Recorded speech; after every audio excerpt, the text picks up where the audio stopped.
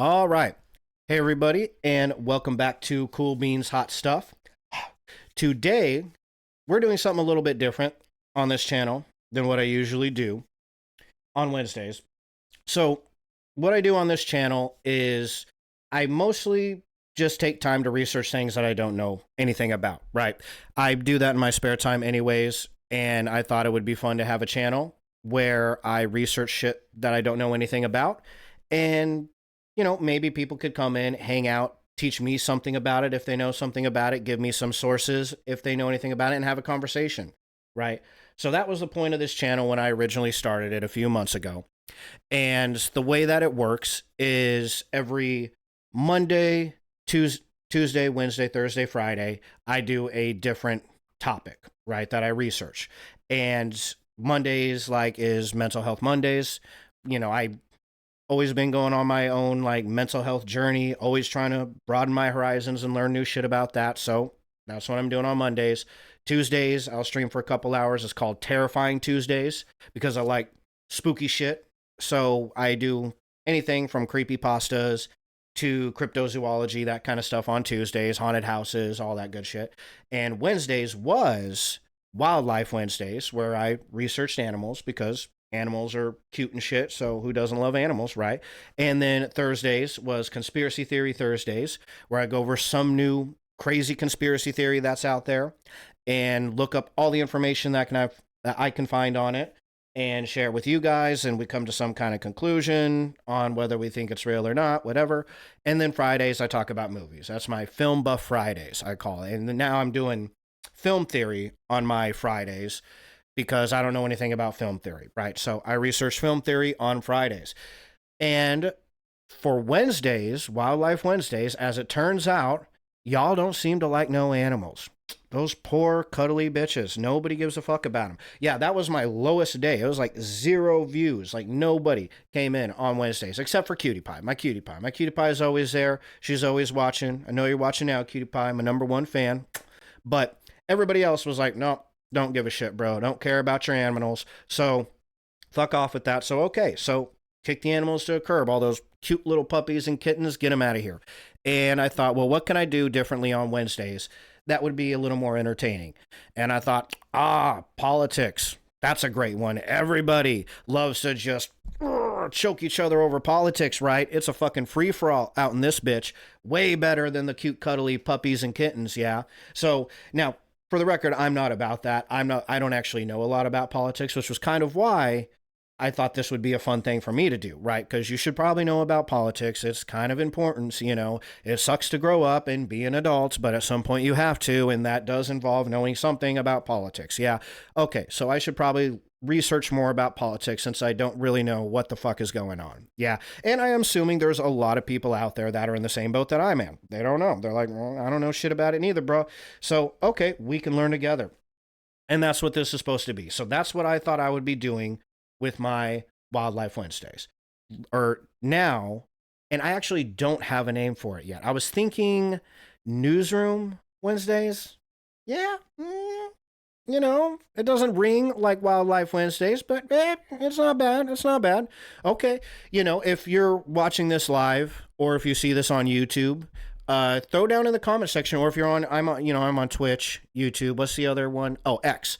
I'm live streaming on X nowadays too. So if you're on any of those platforms and you're watching this live or you're watching the video, throw down in the comment section or the chat, whatever. If you can think of something better than that, if you can think of a cooler name than Newsroom Wednesdays, then hit me up because I fucking finagled my brain. I swear to God, I thought so hard about it. Well, I thought about it for like a couple hours, and that's the most that I got, right? So if you have something better, hit me up, okay?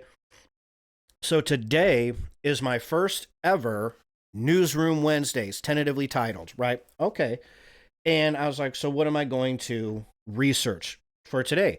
Well, yesterday, in the world of politics, Trump just dropped his big, beautiful bill. It just passed the Senate, is what happens. Okay. So Senate passes Trump's agenda bill after marathon voting session. That's the big, beautiful bill.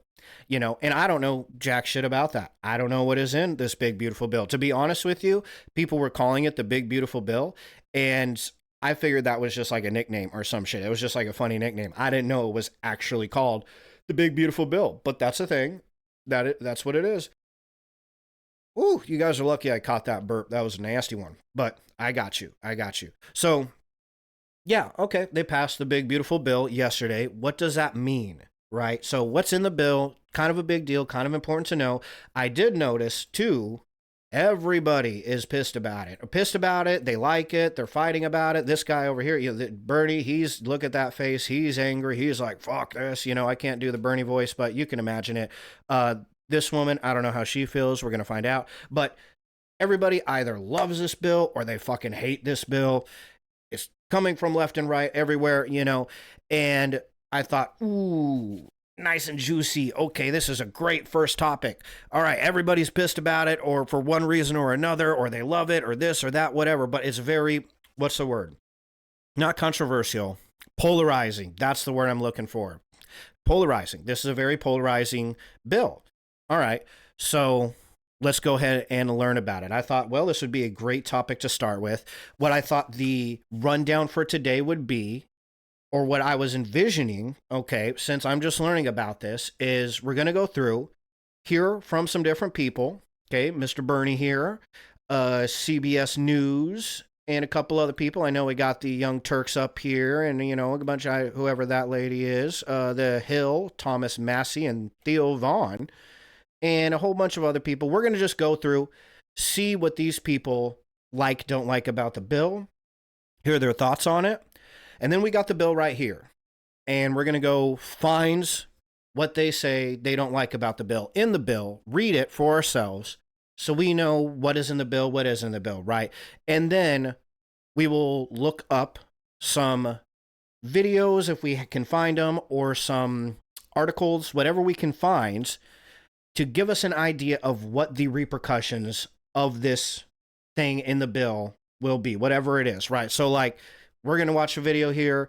Say somebody pops up in the video and says it is now mandatory for every man to get kicked in the nuts every Tuesday, and that's in this bill. Okay, well, so that's a bummer. If that's in this bill, then totally fuck this bill, right? I'm on the fuck this bill train. But, okay, we're going to look into the bill, see if we can find the mandatory nut kicking Tuesdays on here. Definitely has less of a ring than Terrifying Tuesdays, that's for sure. They need to work on that title. We're going to look for it, though, see if we can find it, see what the actual act, or the section of the bill is that covers that. And for the record, this is a really big-ass bill, and I'm going to be honest, I don't know a lot. Like I said, I don't know a lot about politics and shit, but I know that I'm not a huge fan of these big bills for the most part. I feel kind of like, a lot of people on all sides of the aisle seem to be in kind of agreement on this. Like, y'all need to be passing smaller bills.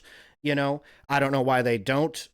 There could be a legitimate reason for why they don't that I just don't know about, and that's fair. Like I said, I don't know shit about a lot of this, so that's cool. Whatever. I'm going to be wrong on a lot of this, but right off the gate, it doesn't feel, I don't really like the fact that it's this fucking big. There's so much shit in it, right? But we're going to work through it together. We're going to find it. I mean, see, look how, can you see my cursor, how teeny tiny that is? It's so, look at that. It just goes and goes and goes. There's so much. But we're going to try to get through it, figure it out, find out where it's at in the bill, read it, and then hear some people's thoughts, see if it's a yes or no. Like, no, there's no mandatory nut kickings on Tuesday. Oh, okay, then we don't have to worry about that. Or we'll find it and say, yeah, you need to get kicked in the balls every Tuesday. And, then we'll see, okay, well, what is that going to mean for society, right? Like, what are the possible effects that could have on the economy, on, whatever, okay, on this country, on, whatever aspects, the healthcare industry seems to be something that a lot of people are talking about with this bill. Supposedly, this bill is going to have a lot of effects on the healthcare industry, and I don't entirely know how, so we're probably going to learn that, because that's something that a lot of people seem to be upset about. Some people seem to be happy about, some people seem to be upset about. But we're going to dive in and see what's in the bill, and then that's really all I'm doing, right? Okay, if you wanted to come over here to be like, Tony, I just met you, but please tell me how I should feel about this bill. That's not going to happen. That's definitely not going to happen. I mean, on some things, I'll give you my uneducated opinion, maybe, if I feel like it's warranted. A lot of these things, I'm going to be like, okay, I don't know enough about it. Here's my very brief, uneducated opinion that's open to being changed. But for the most part, I'm just giving you the information, what people are saying about it, what's in the bill itself compared to what the people said was in the bill, and then some other people's thoughts on what that could mean. And then you afterwards can decide how you feel about the big, beautiful bill and everything that's in it. All right, fair enough. We're going to see how that works. This is my first time doing it, so I'm fucking winging it. Let's see how it goes, all right? First thing I wanted to point out, I thought this was kind of funny. So, Travis Matthew on Twitter, or X, I don't know who this guy is. He might be a good guy, bad guy. You know, everybody that I'm just got an X account. So, everybody I see on X, I'm just follow. You know, but so, you know, we're going to be using all different kinds of sources today. You know, I got some Reddit happening over here. We got a whole bunch, like I said, we got the Young Turks happening over here. There was this, I don't know who that guy is. And there's this Sean Ryan fella. We have The Hill, Theo Vaughn's opinion, all kinds of Mintz. I don't know who Mintz is. There's the Most Perfect Union. Okay, so I'm just grabbing random shit and we're just hearing what they have to say about it, right? That's really what it is. So Travis Matthew, random ass dude, says, it seems as though the overwhelming majority of Americans thinks Trump's big, beautiful bill fucking sucks. Ooh, oh, okay. And here's a Fox News poll that says 59% oppose it. And, you know, assuming that is Fox News, right-leaning, and it's Trump, Republican, you would assume that Fox News would be pretty favorable towards the big, beautiful bill in general. And they're reporting in their polls, you know, and you would assume most of the people who answer their polls would be Republicans. Yeah, I mean, I feel like that's not a massive stretch there. Yeah. So, but it turns out 59% of the people who entered in or who answered this poll don't like the bill. Ooh, it's no good. They say, no bueno, get that fucking bill out of here. All right. I thought that was kind of funny though. And let's look at some other people. Here's Charlie Kirk. How do I follow people? You click, that's right. Okay, so Charlie Kirk, I know who he is. He's a Republican. Okay, here's a list of the wins in the one big beautiful bill. Don't be allergic to winning. Take the W's. We're gonna I'm gonna pop this up and keep it up, and this will be one of the things we go and fact check with the actual bill itself here once we get around to that. First, we just want to see what everybody's has to say about it. But yeah, this is what he says is in it. How do I make it bigger? There we go. Delivers the largest tax cut in history for middle and working class Americans, deports at least 1 million illegal aliens a year, finishes phase 2 of the border wall, no tax on made in America auto loans.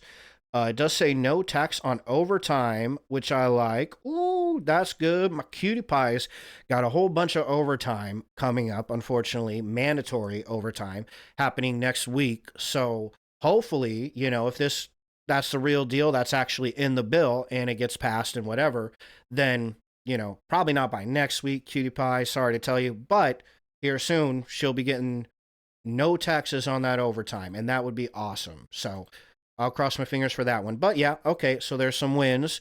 Charlie Kirk says, according to Charlie Kirk. Let's see, Nick Sorter, don't know who you are, but I will follow you. Let's see, okay. Rep Tim Burchett just destroyed CNN to their faces over their lies about the big, beautiful bill. Okay, see, this is the juicy stuff we're going for, because it feels like everybody's looking at everybody else and saying, you're fucking lying. And we're going to try to find out who is lying, right? This bill does not do anything of what you said. You are all just trying to scare Americans by telling millions of them they're going to be cut off from health insurance. The health insurance was a big thing that a lot of people were concerned with. So we're going to look into that and see how true that is, right? The thing you're talking about, the people that are on it illegally, that are gaming the system. I don't know what that means. Okay, Congressman Brandon Gill. What does he say? Medicaid work requirements are common sense. Okay, so it has work requirements for Medicaid. If you're a 32-year-old able-bodied guy, you can't just sit on your couch, smoke weed all day, and expect taxpayers to cover your Medicaid. I'm feeling personally attacked right now by that statement. One big, beautiful bill ends this insanity. Okay, was that insanity? Was that a thing that was happening? Was there a bunch of 32-year-old men smoking weed and just collecting Medicaid? If there was, and that sounds like, okay, that's a thing. Me waiting for this drama to end and the House to pass the big, beautiful bill so they can tweet the memes I've already made about it. Paul Cispula. Okay, he says, Amy Amy Klobuchar, is that Klobuchar? Klobuchar says the big beautiful bill kicks 16 million people off of U.S. healthcare. Okay.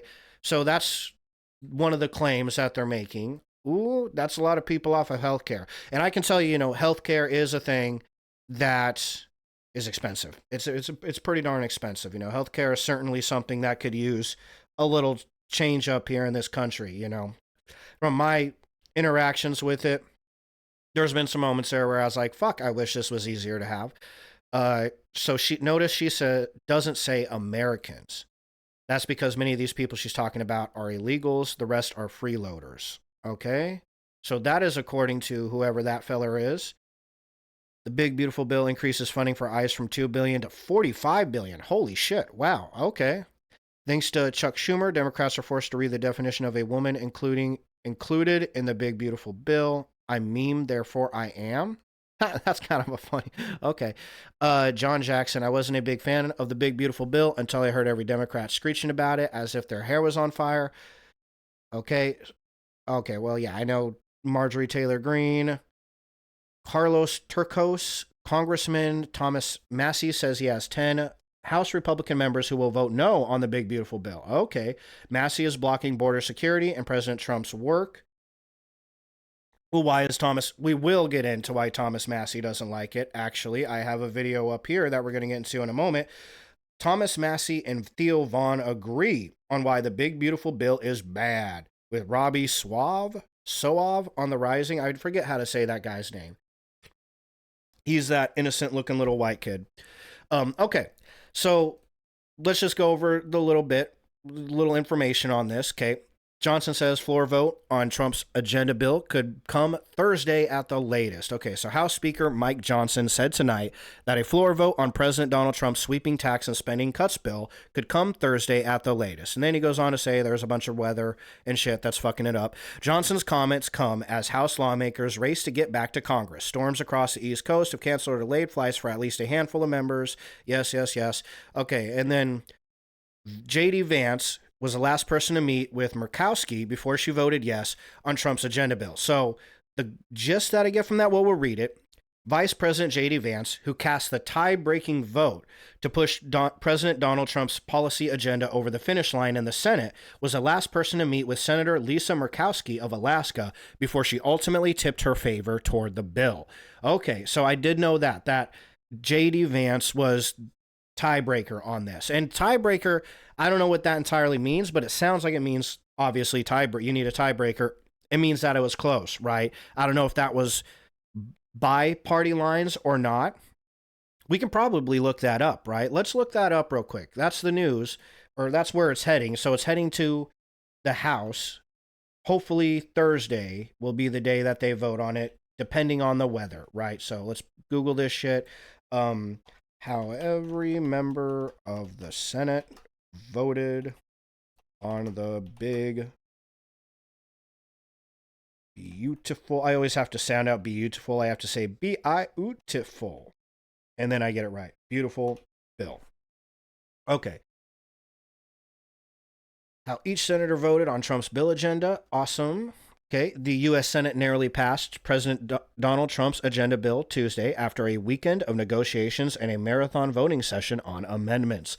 The chamber voted 50-50, with Vice President J.D. Vance casting the tie-breaking vote. 3 Republican senators, Rand Paul, voted with all 47 Democrats against the legislation. See, I don't know a lot about politics, but I do like that Rand Paul feller. I've seen him say some things where I was like, I like that, bro. So, interesting. Okay, the multi-trillion-dollar bill now leads back to the U.S. House of Representatives for a vote on the Senate's amended legislation. And we'll get into, I have a video too to fill us in on what exactly the Senate changed about the bill, right? So, my hands are so fucking cold. It is so chilly in my basement, but here in like 15 minutes my computer's going to make this whole room like super hot, like a sauna. So I'm freezing right now, and here in a half an hour I'm going to be sweating my nuts off, but we'll get through it. It's going to work. Okay, so yes, all Republicans. No, all Democrats. 2, what is that, independents? And 3, what are the yellows? What does that mean? We need to look into this. What does yellow mean? Independent, yes. Okay, all right. See, I know what I'm talking about sometimes. And then 3 Republicans that said no.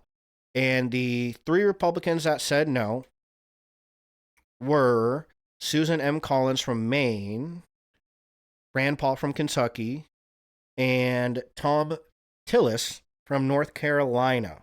Okay, and then all the Bernie Sanders independent from Vermont. We're going to hear why he voted for that from his own lips, and we'll hear that in a second. Angus King from Maine, another independent, said no, and that was the only two. Okay, all right. So that's how everybody voted for the bill. Pretty hardcore down party lines, but you got 3 Republicans there that said fuck this shit. Okay, interesting. Right. Everything that I'm seeing on Twitter, and I don't know if it's my Twitter, my ex, just because I just started it and following a bunch of people. And, sometimes when you're just following random people, you end up following a whole bunch of random people in the same camp. So that's just reposting that guy. Let's see. Oh, so far votes to this. Okay. Yep. Yeah, that was Marjorie Taylor Greene. Scott Jennings. Okay, that's the guy from CNN, this feller. Sort of amusing to hear Dems complaining about the name of the big, beautiful bill after they foisted the Inflation Reduction Act on the American people. Okay, so I don't know what that's about, but here are the current House Republican holdouts. There are 10 in the House that want to kill the bill. And these are all Republicans. So these are all Republicans. Nick Sorter, we're following him already. Andy Biggs, Lauren Boebert, Andrew Clyde, Andy Harris. I don't know any. Oh, I know Chip Roy, Scott Perry. Okay, I've heard Thomas Massey. Okay, so that's everybody on the Republican side that's saying fuck that. We fucking warned you. This is that Travis Matthew again. Okay.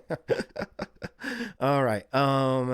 Damian Felder, I am a conservative, and I'll be the first to say that Republican Nancy Mace showing up to vote for the big, beautiful bill wearing pajamas is stupid. We want action and results, not whatever this is. Okay, yeah, I'm going to be honest. I don't like Nancy Mace, right? I don't care if you're a Republican or Democrat. I'm not strong on either side. One thing I didn't want to start with my Wednesday stream was everybody, fuck you, Democrat, or fuck you, Republican, a bunch of, everybody getting in each other's faces over all this bullshit. I'm not about that. I'm way too in my Goose Fraba Zen environment right now. And, my life's way too stressful anyways. I had a leg day today in the gym. I fucking hate leg days, man. It was a nasty leg day too. It was so nasty. And then I had to mow my lawns. I got a lot of lawns, and I had to mow them all today because I could see all my neighbors giving me the side eye, like, we're all mowing our lawns. What's your fucking problem over there, man? Why ain't you mowing your fucking lawn? And it was getting pretty tall. I'm like, oh God, fuck, fine, Bob, I'll mow my lawn. Like, stop fucking looking over here, So my life is stressful enough that I don't need, what is this? Damn Norton. So my life is stressful enough that I don't need all that extra shit of everybody beating each other up and whatever. I ain't about that. That being said, I am not a fan of Nancy Mace whatsoever. I think she is absolutely a terrible person. So I will be honest about that, because I do feel strongly about that. I don't like that person. Okay. Oh wait, who is that? We forgot to follow. Okay. And Charles R. Downs, a fired U.S. aid worker, approached me and said, "There's a special place in hell for you." Oh, well, this lovely lady was furious because foreigners won't receive U.S. taxpayer handouts anymore. This happened outside the Capitol. Does this have anything to do covering the big, beautiful bill? Not really. Okay. Whale psychiatrist. Oh, yeah, we already went over that. Did I follow you, Mr. Whale? Follow for the whale. MAGA voice. I can imagine what side of the aisle this person is on. Time to send a loud message to the House GOP. If you think the GOP should be forced to stay and work to pass the big, beautiful bill, comment a thumbs up. I tag them so they will see it. I feel like most of the people in Congress need to work harder. I would throw that out. I don't care what side of the argument they're on. The big, beautiful bill increases. Okay, we already went over that. There's more of the MAGA voice fellers. Trump War Room. Oh, Rand Paul. Do I have you? Rand Paul. Okay. My litmus test for the one big, not so beautiful bill was simple. Does it grow our national debt? The answer is yes. The deficit in 2026 will be 270 billion more than it was this year. That's why I voted against the bill. Okay, fair enough. We're going to hop into all these claims, which we should probably do now. Let's see. That was that dude. Get out of here. That was the Scott Jennings guy. Get out of here. Okay, that too. We don't need that. And we'll keep Twitter around because it's fun. So yeah, some of the drama coming out of this isn't just people all up on Twitter throwing a fit. Trump and Musk feud reignites over the big beautiful bill. So this was something that was definitely happening. We can go to X and see how pissed off Elon's been about this. Elon Musk, beautiful bill. I have to sound it out. Justin, Elon Musk vows to make sure every member of Congress who campaigned on reducing government spending but voted for the big, beautiful bill loses their primary in 2026. They will lose their primary next year if it is the last thing I do on Earth. Ooh, shit. Okay, he's pissed. So, yeah, he doesn't like this. All right, let's go back to the Hill. The public and messy feud. Ooh, and that's been really messy. Y'all been following that shit? The feud between these two, Trump and Elon. Woo, it's been nasty, man. Not bueno. They've been throwing some nasty barbs at each other for sure. So it just reignited this week over the president's big beautiful bill as Congress works to get the massive package to Trump's desk by July 4th. Musk on Monday said he would back primary challengers against any Republican who supports Trump's mega bill and promised to donate to lawmakers who have drawn the administration's ire, like Representative Thomas Massie. Every time they say that, I always want to say Republican just because that's the short, for Republican. Trump then threatened to cut government contracts for Musk's companies and left open the possibility of deporting the South African CEO. Wow. Oh, shit. I didn't hear nothing about this. Okay, man. Damn, you know what we need to do, since Elon has some practice in sumo wrestling, and Donald Trump definitely has a body for it. Sumo wrestle match, baby. That's how we solve this problem. Right? Who's with me? Sumo wrestle, Musk and Trump, let's have at it. And televise that shit. Make a lot of money off that. Trump and Musk both had signaled they were ready to move on from their bitter fight nearly a month ago, but the president's mega bill that Musk had called political suicide for the Republican Party has brought the two men back to snipping. I think Washington is confused by the on-off-again relationship between Trump and Musk. It looked like they had patched things up around a month ago. This is like fighting like girlfriend and boyfriend, right? Like, oh, they're together again? Like, yeah, I don't know, they're together again. Oh, that'll last 2 weeks. Yeah, just time counting down till they get pissed at each other. It looked like they had patched things up around a month ago, said Republican strategist Ron Bongine, adding that the tech billionaire's post on the social platform X, which Musk owns, came out of nowhere for most people. Yeah, that really did. That was a total fucking out of left field. I was like, what is happening? It was very entertaining. I mean, we could do a whole stream just coming up to date on Trump and Musk's relationship, and it would be a blast. After it seemed like he was looking to bury the hatchet in recent weeks, Trump on Tuesday shrugged off concerns that the GOP could be swayed by Musk's mega bill criticism, but he doubled down on his suggestion that the federal government take a look at the contracts of Musk's company. Ooh, geez. Musk and his businesses have received at least $38 billion in government contracts, loans, subsidies, and tax credits over the years, according to Washington Post analysis in February. No, I don't think so. I think what's going to happen is Doge is going to look at Musk. Oh my God, that's so dirty.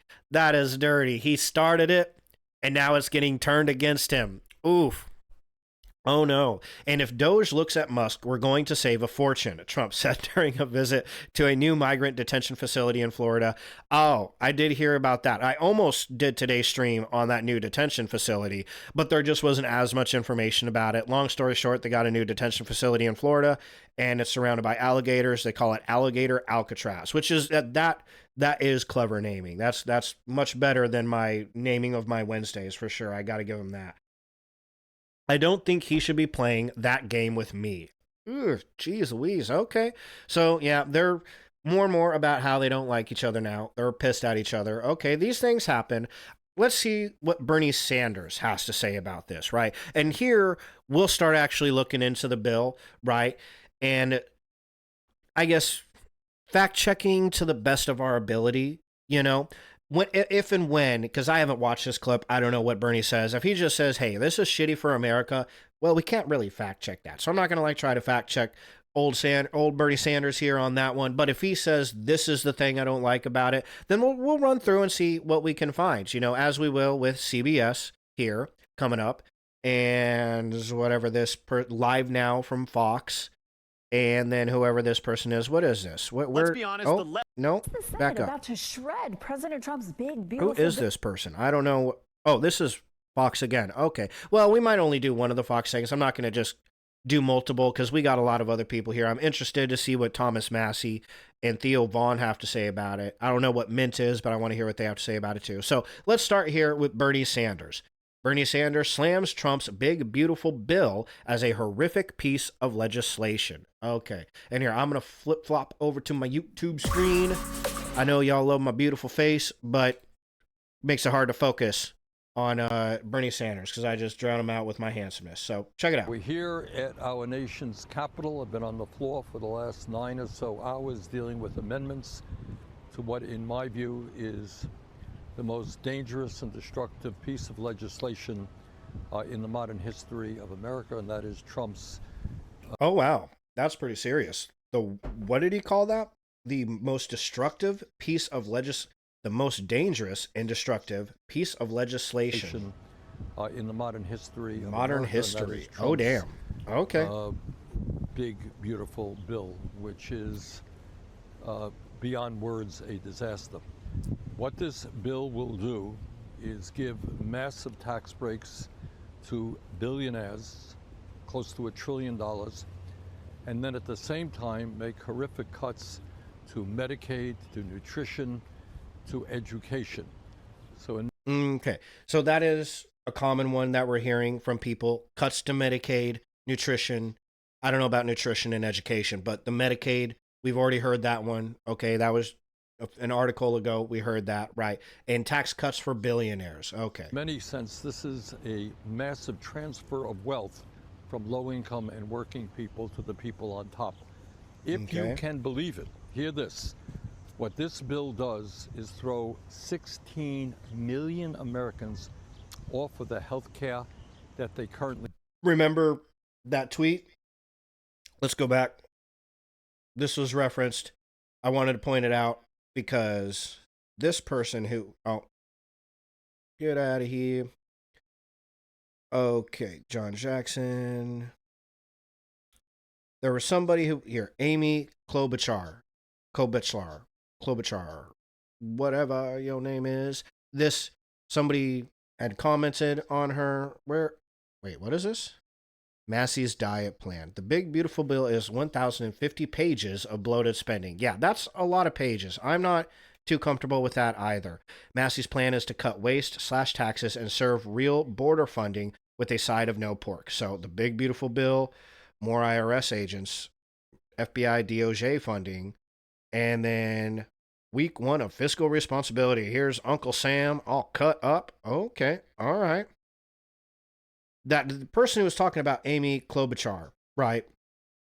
He had made the note that Amy had said 16 million people are getting cut off of Medicare. He made that note. Okay, we read it. I can't find it now, of course. But he made that note. And Senator Bernie Sanders there, he very specifically said Americans. You know, the guy had made the note that she said people, but not Americans. And that was important to him. He said that, okay, see, she didn't do that because it's actually 16 million illegal aliens is what he had said. Okay. But right there, Bernie had just said, there it is.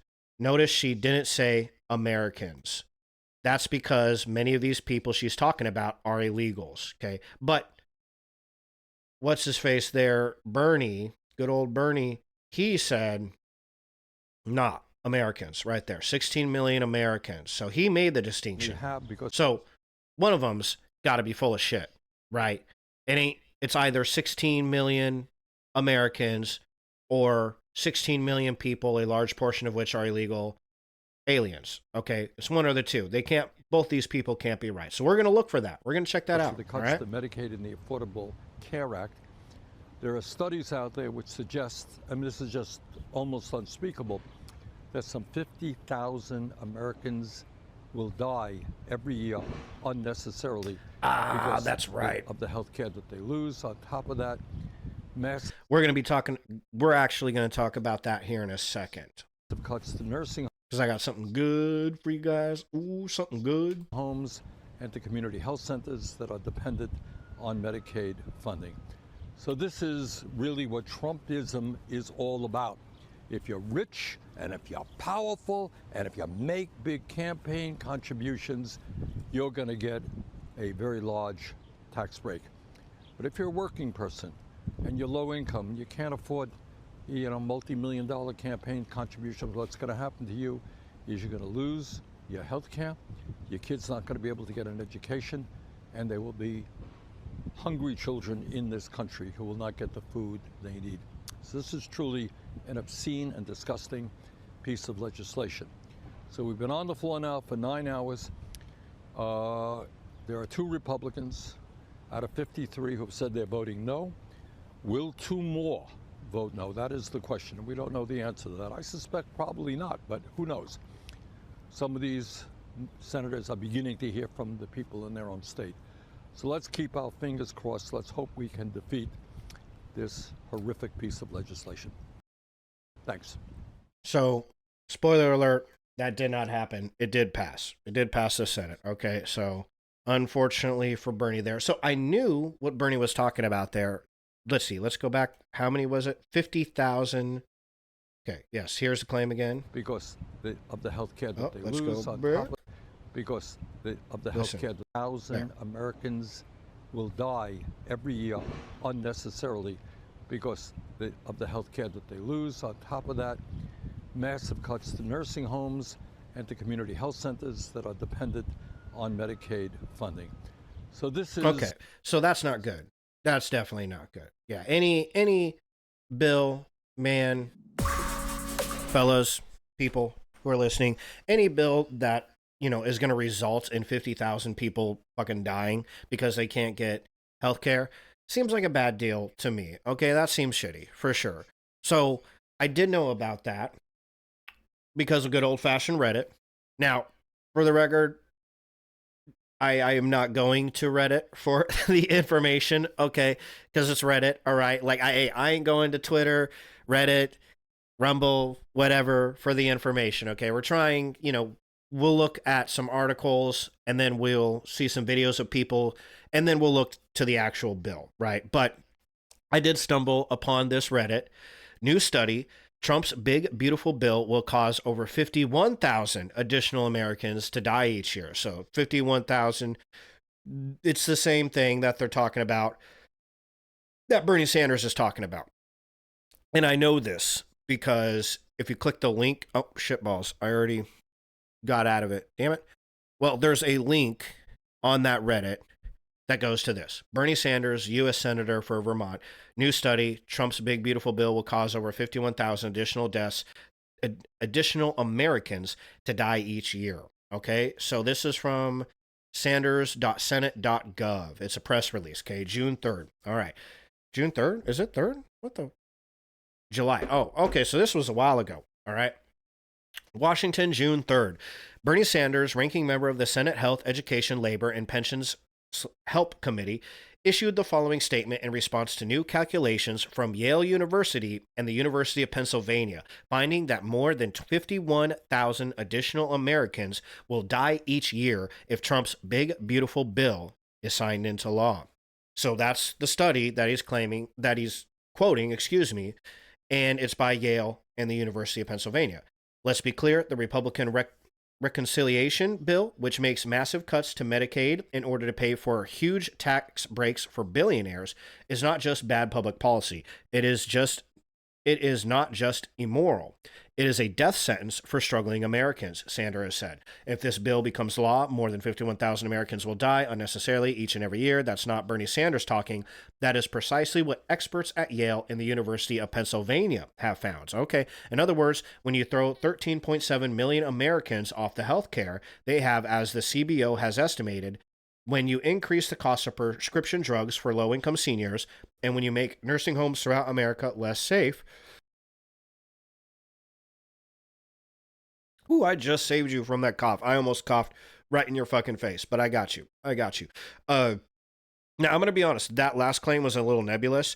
When you make nursing homes throughout America less safe, I'm not entirely sure what that means. Comparative to when you increase the cost of prescription drugs for low-income seniors, that's pretty on-the-nose specific. That you can't interpret that in any way. That last one's a little bit harder to interpret what that means. Not only will some of the most vulnerable people throughout our country suffer, but tens of thousands will die. We cannot allow that to happen. Okay. The estimate. Okay. So this is Sanders going over what is in the study. But we click meow. Oh, I already have it up. So yeah, it was up this thing right here. But we pulled it up again. This isn't the study. Okay. This is University of Pennsylvania, the Leonard Davis Institute of Health Economics. Okay. So this is a letter from University of Pennsylvania and Yale School of Public Health to the Honorable Ron Wyden and Honorable Bernie Sanders. Dear ranking members Wyden and Sanders, thank you for your inquiry about the potential mortality impacts that would result from several provisions of the House-passed budget reconciliation bill. So this is the letter that these schools sent to Bernie and Ron Wyden and both senators in Pennsylvania. Is that where they're at? Or Virginia? Or it doesn't matter. They're just two, because, yeah, he's Virginia. I think we just read that somewhere. So this is what they're telling him. This is not the study. This is just them telling them what their study says. Let's see if we can find a link in there to the study, but let's read what they have to say. Okay, so thank you for your inquiry about the potential mortality impacts that would result from several provisions of the House-passed budget reconciliation bill. In response, we estimated the number of lives that could be lost based on three effects of the reconciliation bill. Effect 1, an estimated 7.7 million people losing Medicaid or Affordable Care Act marketplace coverage in 2034, as estimated by the Congressional Budget Office May 11th communication. Okay, so let me read that one more time. This is the first thing that the first effect of the reconciliation bill that they are estimating these deaths from. An estimated 7.7 million people losing Medicaid or Affordable Care Act marketplace coverage in 2034. Okay, and that was estimated by the Congressional Budget Office May 11th communication. Okay, the second effect that they think will happen or that could come from the reconciliation bill. 1.38 million dual eligible beneficiaries losing Medicaid coverage from disenrollment in the Medicare savings programs, as estimated by the CBO in their May 7th communication. Okay. And then the third effect that they're using to estimate these deaths, immediately rescinding the CMS rule, setting a national floor for minimum nursing home staffing levels. Okay. So that's where the safety thing came in that we read, right? Immediately rescinding the CMS rule, setting a national floor for the minimum nursing home staffing levels. Okay, so it sounds like they're going to rescind this CMS rule, setting a national floor. Okay, so that rule sets the floor for how many people can be on the nursing home staff, right? Okay. And they're going to rescind that, supposedly, in this bill. Okay, we can look this up. This is stuff we can directly start looking up here, right? We project that implementation of the retraction outlined in the reconciliation bill would result in more than 42,500 deaths annually. Okay, I did 42,000. So we did hop from 42,000 to 50,000 to 51,000 in a span of like 2 or 3 things, but still, that neither here nor there. 11,300 deaths from the loss of Medicaid or Affordable Care Act marketplace coverage due to the 7.7 million people losing coverage. 18,200 deaths due to the loss of Medicaid coverage among 1.38 million low-income Medicare beneficiaries, causing loss of access to low-income prescription drug subsidies. Okay, and then 13,000 deaths among Medicaid enrollers in nursing homes due to the rollback of the CMS 2024 nursing home minimum staffing rule. So this is how they calculated it. So this would be kind of like the methodology of the study. Oh, don't know what I was trying to do there.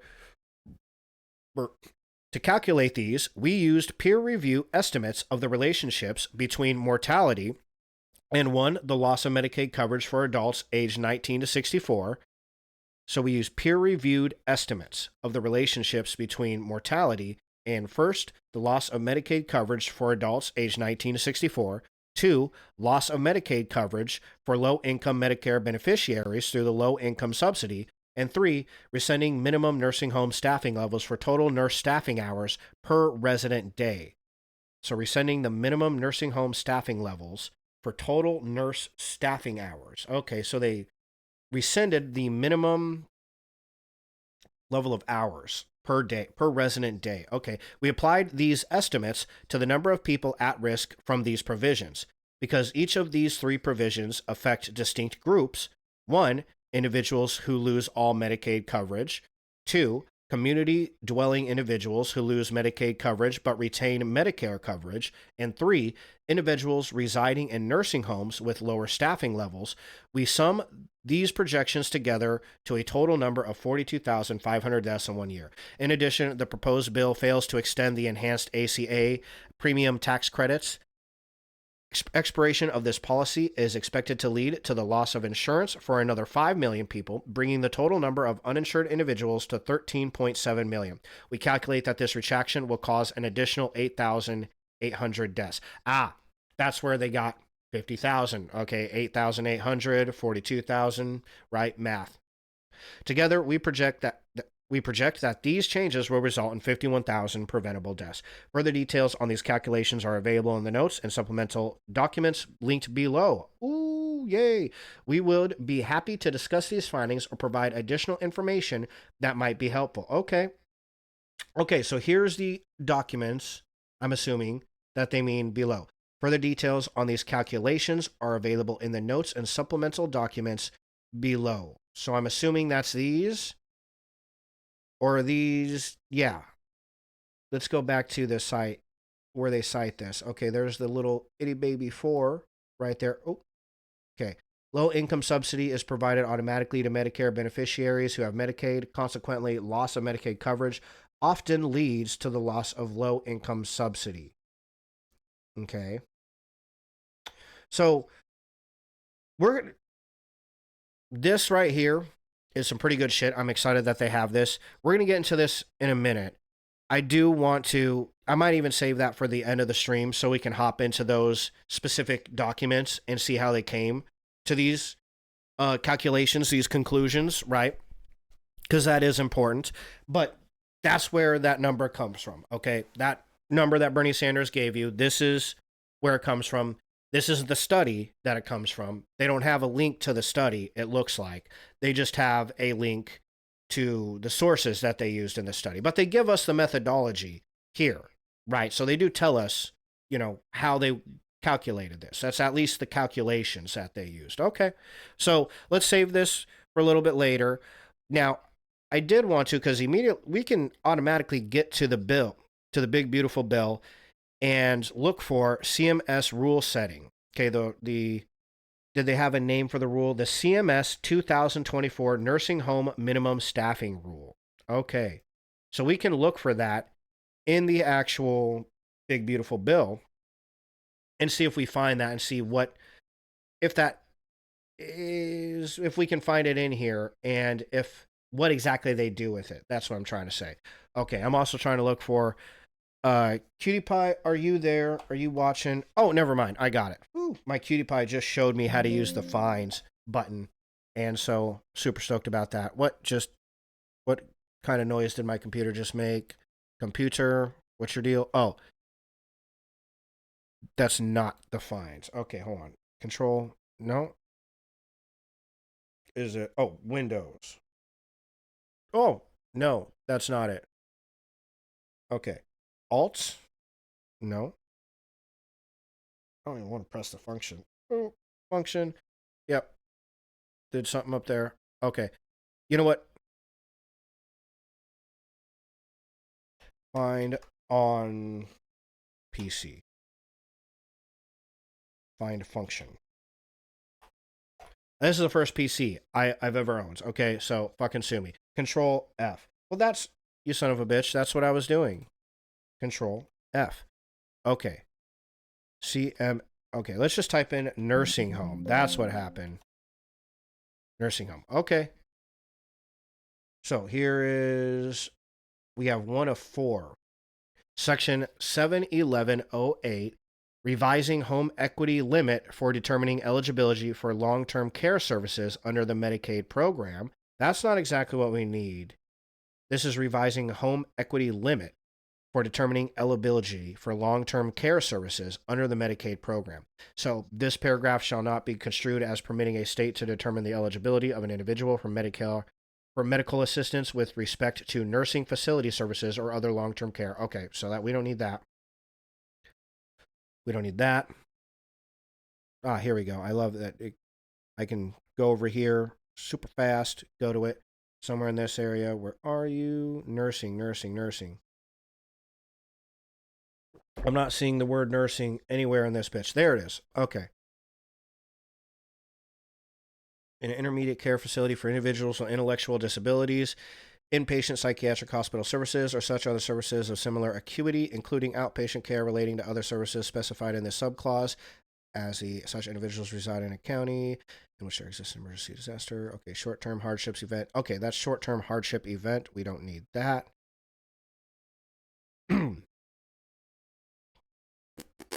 Here we go.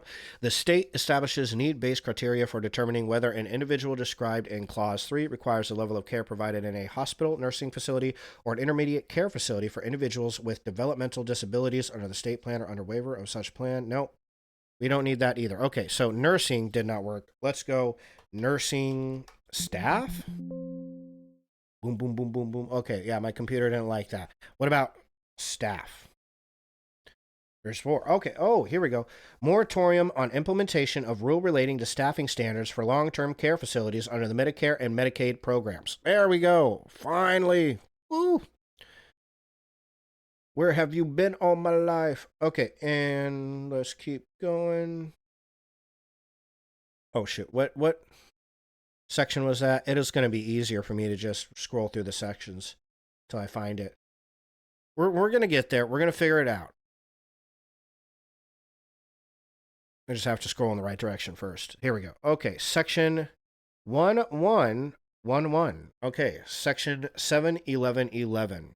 All right, let's go ahead and do my little. Ooh, look at that. This can. Ooh, ooh, ooh, ooh, ooh. Oh, that's kind of making me nauseous. Section 11. Nope, we're at section 10. So way down.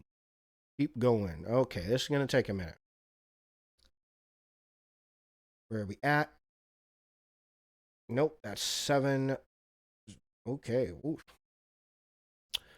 Keep going. This is part of the reason why I don't like big bills. This is silly. This is stupid and fucking silly that it takes this long just to find one section that you're looking for. That's stupid. Bills should not be this big. I automatically don't like that aspect of this bill. Okay. Someone can convince me why it needs to be that way, then okay, fair enough. I'll totally accept that. But as of right now, I'm like, nah, brah. I ain't about it. Mostly because of the scrolling.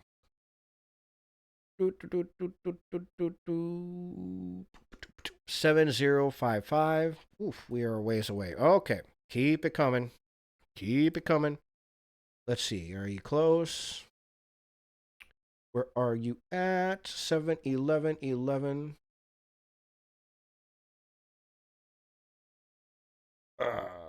Okay. Oh, what the fuck are we doing? I have my fine thing. Why didn't nobody tell me this?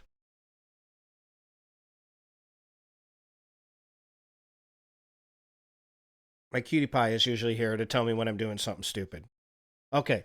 Moratorium on implementation of rule relating to staffing standards for long-term care facilities under the Medicare and Medicaid programs. Okay, let's check it out. The Secretary of Health and Human Services shall not, during the period beginning on the date of the enactment of this section and ending in September 30th, 2034, implement, administer, or enforce the amendments made by the provisions of the final rule published by the Centers for Medicare and Medicaid services on May 10th, 2024. That was the CMS ruling that they talked about, entitled Medicare and Medicaid Programs Minimum Staffing Standards for Long-Term Care Facilities and Medicaid Institutional Payment Transparency Reporting. So, to the following sections of Part 483 of Title 42, yada, yada, yada. So that's it. That's all it says. Nope, we're not going to do it. Doesn't tell us anything. Code of Federal Regulations. What a bummer. We can type this in. I would say this is a little too in the weeds, but fuck it. We're going to do it. This is my stream. I'm going to do what I want. I do what I want. Okay. This is the Medicare and Medicaid programs, minimum staffing standards for long-term care facilities and Medicaid. So was there a specific component of this? So to the following sections of Part 483 of Title 42. Titled Medicare. Okay. Secretary of Health and Human Services shall not, during the period beginning on the date of the enactment of this section and ending in September, yada, yada, implement, administer, or enforce the amendments made by the provisions of this final ruling published for the Center of yada, yada, yada, entitled Medicare, yada, yada, yada, yada, yada, institutional payment plans to the following sections of Part 483 of Title 42, Code of the Federal Regulations. Okay, so let's look in here. Dates, effective, summary. This final rule establishes minimum staffing standards for long-term care facilities as part of the Biden-Harris administration's nursing home reform initiative to ensure safe and quality care in long-term care facilities. In addition, this rule requires states to report the percent of Medicaid payments for certain Medicaid-covered institutional services that are spent on compensation for direct care workers and support staff. So they are required to report the percent of Medicaid payments for certain Medicaid-covered institutional services that are spent on compensation for direct care and support staff. Okay. And that's it. That's what we got. Document and context. Boop, boop, boop, boop. Oh, this looks like a big document too. Oh, yeah, 936 fucking pages. Holy fucking balls. Jesus. Okay, well, you know, this is the problem with all this shit. Okay, I'm gonna bitch for a minute. Okay, let me bitch for a second, and then we'll go back to everybody else bitching, all right? But it's my stream. I would like to bitch for a little bit. This is ridiculous. 930 some fucking pages on this shit. How big was the big beautiful bill? How many pages was that, bitch? I didn't even have pages. I don't even know how many pages it was. It's huge. This shit is stupid. This is stupid because they put this shit out, you know, and it's public. You can look into it. That's, you know, so we can do what we're doing right now, looking into, okay, what did Biden-Harris's, what did their thingy jigger bob, what was it, their act or whatever they went through, their regulation, what did that do? What was the exact thing it did? So we know what is the Trump administration now appealing. And I mean, you got to get 936 fucking flippin' pages to get to it, man. This shouldn't be that way, brah. This isn't cool. This is like silly. This is silly. You know what this is? It's fucking silly. Okay, hold on. Let me pass by here. This shit needs to be, you know, able to at least get through. We do have a find function, right? Okay, so that's the entire issue too. Services Department, document and context. Yeah, these are all.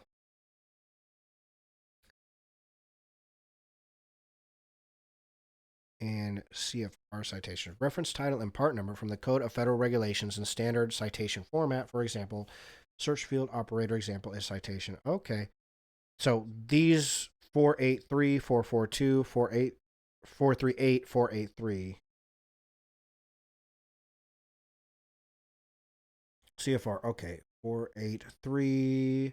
Here it is right there. Okay. Let's do finds. 483. Yeah. Wait, what? Okay, here it is. Oh. They just keep popping up. Only 6. Okay, good. Ooh, thank God.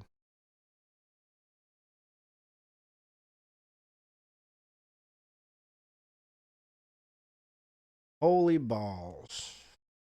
I tell you things. Where is it? Okay. You know, I usually have pretty good eyes. My cutie pie relies on me to see, and I rely on her for hearing because, oh, now it's up to 332. Okay. Was it CFR 300, 483? CFR. Nope. Let's try that one out.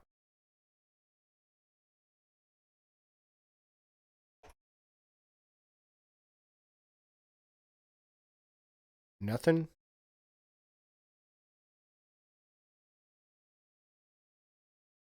We're going to have to find.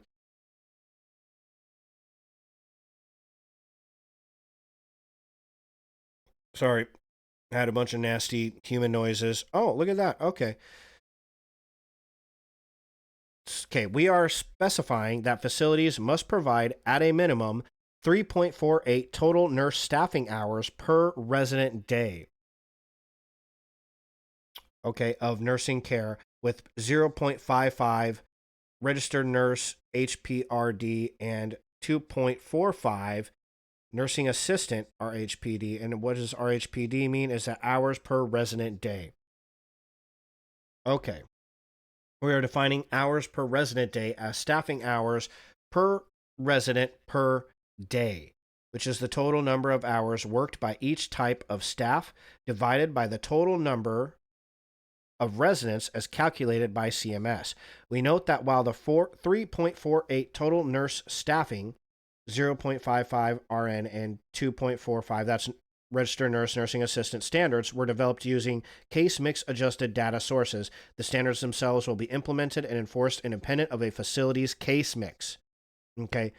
In other words, facilities must meet the minimum 3.48 total nurse staffing of the 5.5 registered nurse, 2.45 nursing assistant standards, regardless of the individual facility's resident case mix, as they are the minimum standard of staffing.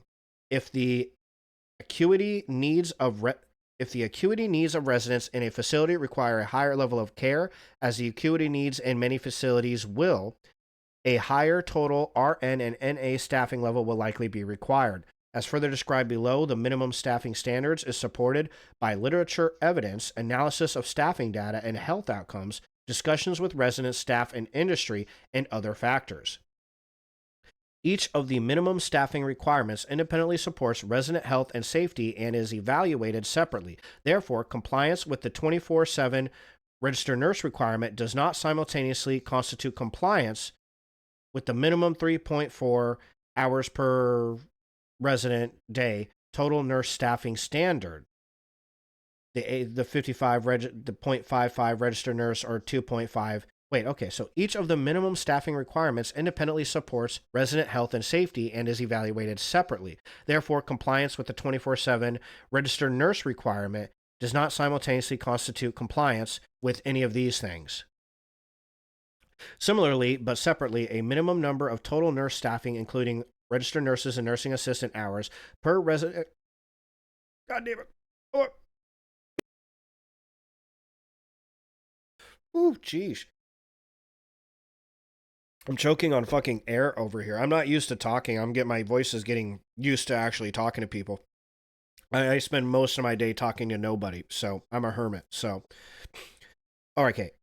Both independently so total including our overall quality of care, but separately a minimum number of total nurse staffing, including registered nurse and nursing hours per resident per day, improves overall quality of care. Both independently and collaboratively, these requirements and the totality of the LTC requirements for participation will support compliance with statutory mandates to provide services to attain or maintain the highest practicable physical, mental, and psychosocial well-being of each resident in accordance with a written plan of care.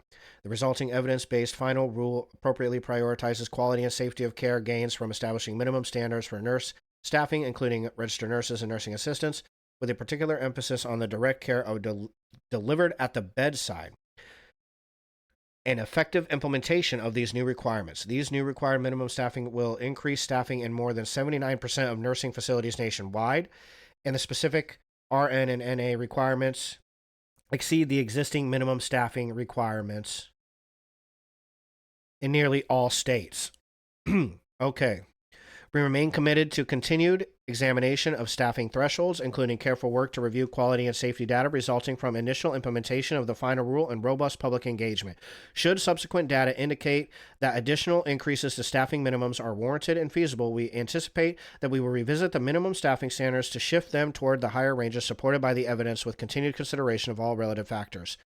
We are also revising the existing facility assessment requirements of this thingy. We are redesignating the provisions of this other regulation to a standalone section. Okay, we further modifying the requirements to ensure that facilities have an efficient process for consistently assessing and documenting the necessary resources and staff that the facility requires to provide ongoing care for its population that is based on the specific needs of its residents. As we indicated in the proposed rule, we are finalizing a staggered implementation of these requirements over a period of up to 5 years for rural facilities and 3 years for non-rural facilities to allow all facilities the time needed to prepare and comply with the new requirements. Exemption in the minimum standards of the 0.55 hours for registered nurses, 2.54 for nursing assistants, and 3.48 for total nurse staffing, and the 8 hours per day of the 24/7 registered nurse on-site requirement would be available only in limited circumstances. In order to qualify for an exemption, a facility, okay, that's qualifications, and it just continues down. Okay. The exemption status and degree to which it is not compliant. Okay, that's more on the exemptions. A facility will be excluded from being eligible to receive an exemption if it has failed to submit data in accordance with redesignated regulations in a special focus facility. Okay, this is more regulations. Okay. As with other LTC requirements for participation, enforcement actions, also called remedies, may be taken against facilities that are not in substantial compliance with these federal participation requirements under 42 CFR Part 488, Subpart F. The remedies that may be imposed include, but are not limited to, the termination of the provider agreement, denial of payment for new admissions, and or civil money penalties. Okay. Interesting. We also propose and are finalizing new regulations. Okay, so that's other regulations. Okay, so what my feeling on this is, I need to talk to a registered nurse. I need to talk to somebody who actually works in a nursing home to know what the effects of this would actually be, if it would be good or bad. Okay, right off the back, I don't honestly fucking know. Okay, now if we take that act as it is, okay, what we just read, and we go back to the big beautiful bill, they're saying you're not going to enact that until 2034. That act will not be, it's on a moratorium, okay, which means you're not allowed to enact that regulation until 2034. And according to Yale and University of Pennsylvania, this will cause 13,000 deaths among Medicaid enrollers in nursing homes due to the rollback of this. So that, now, I do want to point, it isn't a rollback. It's a moratorium. That is a difference. They are not rolling it back. They're just saying you can't enact it for another 5 years. Or what, 5 years? And you can't enact it for 9 years. Okay? So it's not a rollback. But, I mean, I guess you could consider that a rollback because they were going to roll it out here soon. Now they're saying, nope, stop. Well, no, a rollback is you're getting rid of it. And they're not getting rid of it. But still, that neither here nor there. They're saying 13,000 deaths among medical enrollers in nursing homes because of that moratorium. Okay, so we go down to number 3 here for additional details. I know we're getting super into the weeds. This is what, hey, look, this is how you research shit, all right? If you don't like it, too bad. The impact of repealing the Centers for Medicare and Medicaid Services minimum staffing rule on patient outcomes. Okay. Who is this? Who are you? Who's texting? Okay. University of Pennsylvania, Medicare, that, yeah. Listen, phone, get out my face. The analysis projects the enforcing a rule on minimum staffing levels would save approximately 13,000 lives per year and reduce a number of adverse outcomes per resident. Okay, that's all that it says. Where, download PDF. Okay, so this is just a letter to Elizabeth Warren. Okay. There's strong evidence that higher levels of nursing staff in nursing homes improves the outcomes of nursing home residents, including reducing pressure sores and urinary tract infections, improving functional status, and reducing deaths. Okay, that's what we want to see. That's the proof of that. Okay, or then they have it linked down here. There's a strong evidence. Okay, we already read that. Considering the evidence, recent efforts to prevent the implementation or enforcement of CMS new rule setting a national floor for minimum staffing requirements in nursing homes have the potential to harm nursing home residents. As requested, we sought to quantify the number of lives that would be saved by enforcing. So staffing levels that were over 83% of U.S. nursing homes had overall staffing levels that were lower than the regulated minimum staffing level for at least half of 2023. 2/3 of nursing homes had lower staffing level in all 12 months. 11% had lower staffing levels for 9 to 11 months. To calculate the effect of the mandated increases on mortality, we conducted a review of the literature and used estimates of the relationship between total nurse staffing hours per resident day and mortality from published research. Based on those estimates, we project that enforcing CMS's new rule on minimum staffing levels would save approximately 13,000 lives per year. Okay, so again, you would have to go essentially click on into the literature, find the literature that they're using to make those estimates. And it does seem like they do have links to some of it right here. We're not going to dive that deep into it. We already got deep into the weeds, okay? And where I'm sitting on this particular subject, okay, so that was that. We'll keep this up for later use. Same with that guy. So, I don't know what would be the negative aspect of enforcing this Biden-Harris regulation, right? Like why anybody would feel the need to stop it from being implemented. The only thing I can think of as a possibility, not that is what's actually happening, just the only possibility I can think is that it's unnecessary levels of staffing. Okay. They're saying, no, we have literature proving that higher levels of staffing means less mortality. And we would have to look into the literature and actually, go through how they proved that to know if that's true. We're not going to do that, but because we got a lot of other shit to go through. Common sense would tell you, though, that that's got to be true up to a point. Okay, because I don't know if you've ever worked wherever you worked. I don't give a fuck. Wherever you work, you got a job. Chances are you do your job with other people for the most part, unless you're a streamer, then you're kind of a lonely motherfucker. But most people do their job with other people. Okay, you work in a factory, you work anywhere. An increase in employees is going to benefit the production up to a point. And then at some certain point, anybody who owns a business knows this, or runs a business, even works at a business knows, too many employees, more employees than what is actually needed doesn't do shit. It levels out. There is a moment where you see, what is the word? It's used all the time in weightlifting. Fuck balls. I can't remember it right now. Okay. But essentially, it levels off. It only works up to a point. And then it's no longer helping. You're hiring more and more people. And if anything, what you're doing is paying money to people who aren't doing anything because there's no more jobs to be done, right? If that is, for some reason, somebody said, hey, that's what's going to happen, or that's what's happening, these hours were crazy or whatever, then okay, then maybe I could see why you wouldn't want to implement that particular regulation.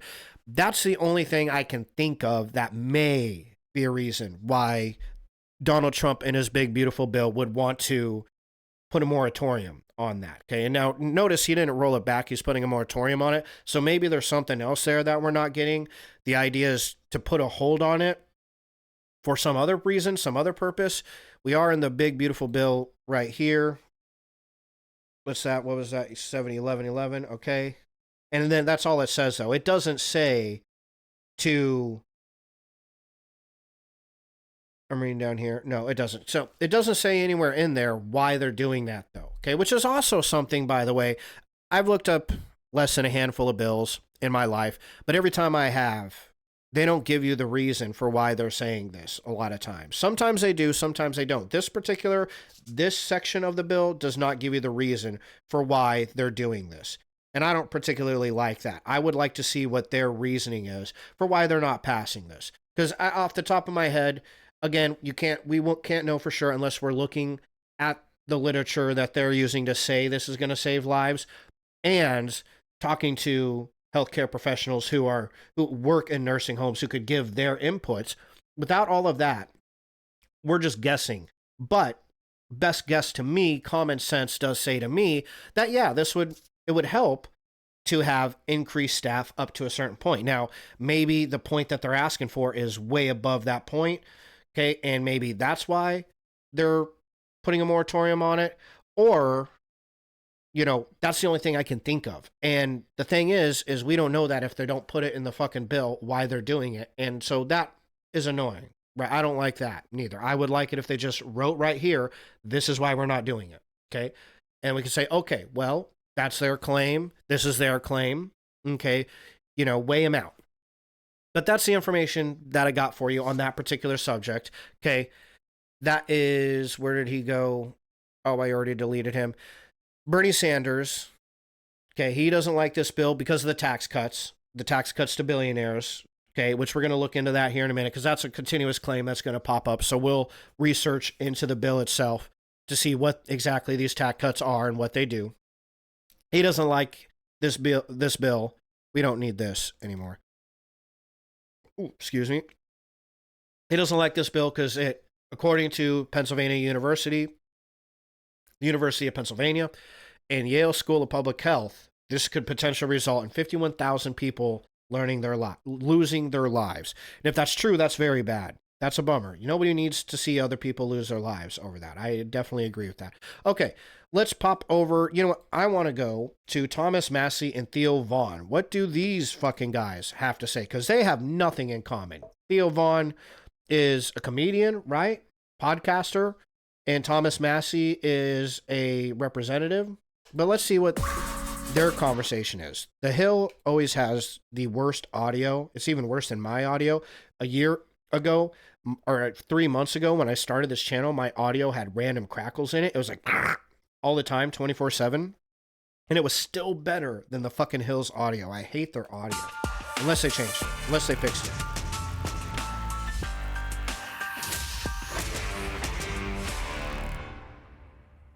Good morning and welcome to Rising. We've got a great show for you today.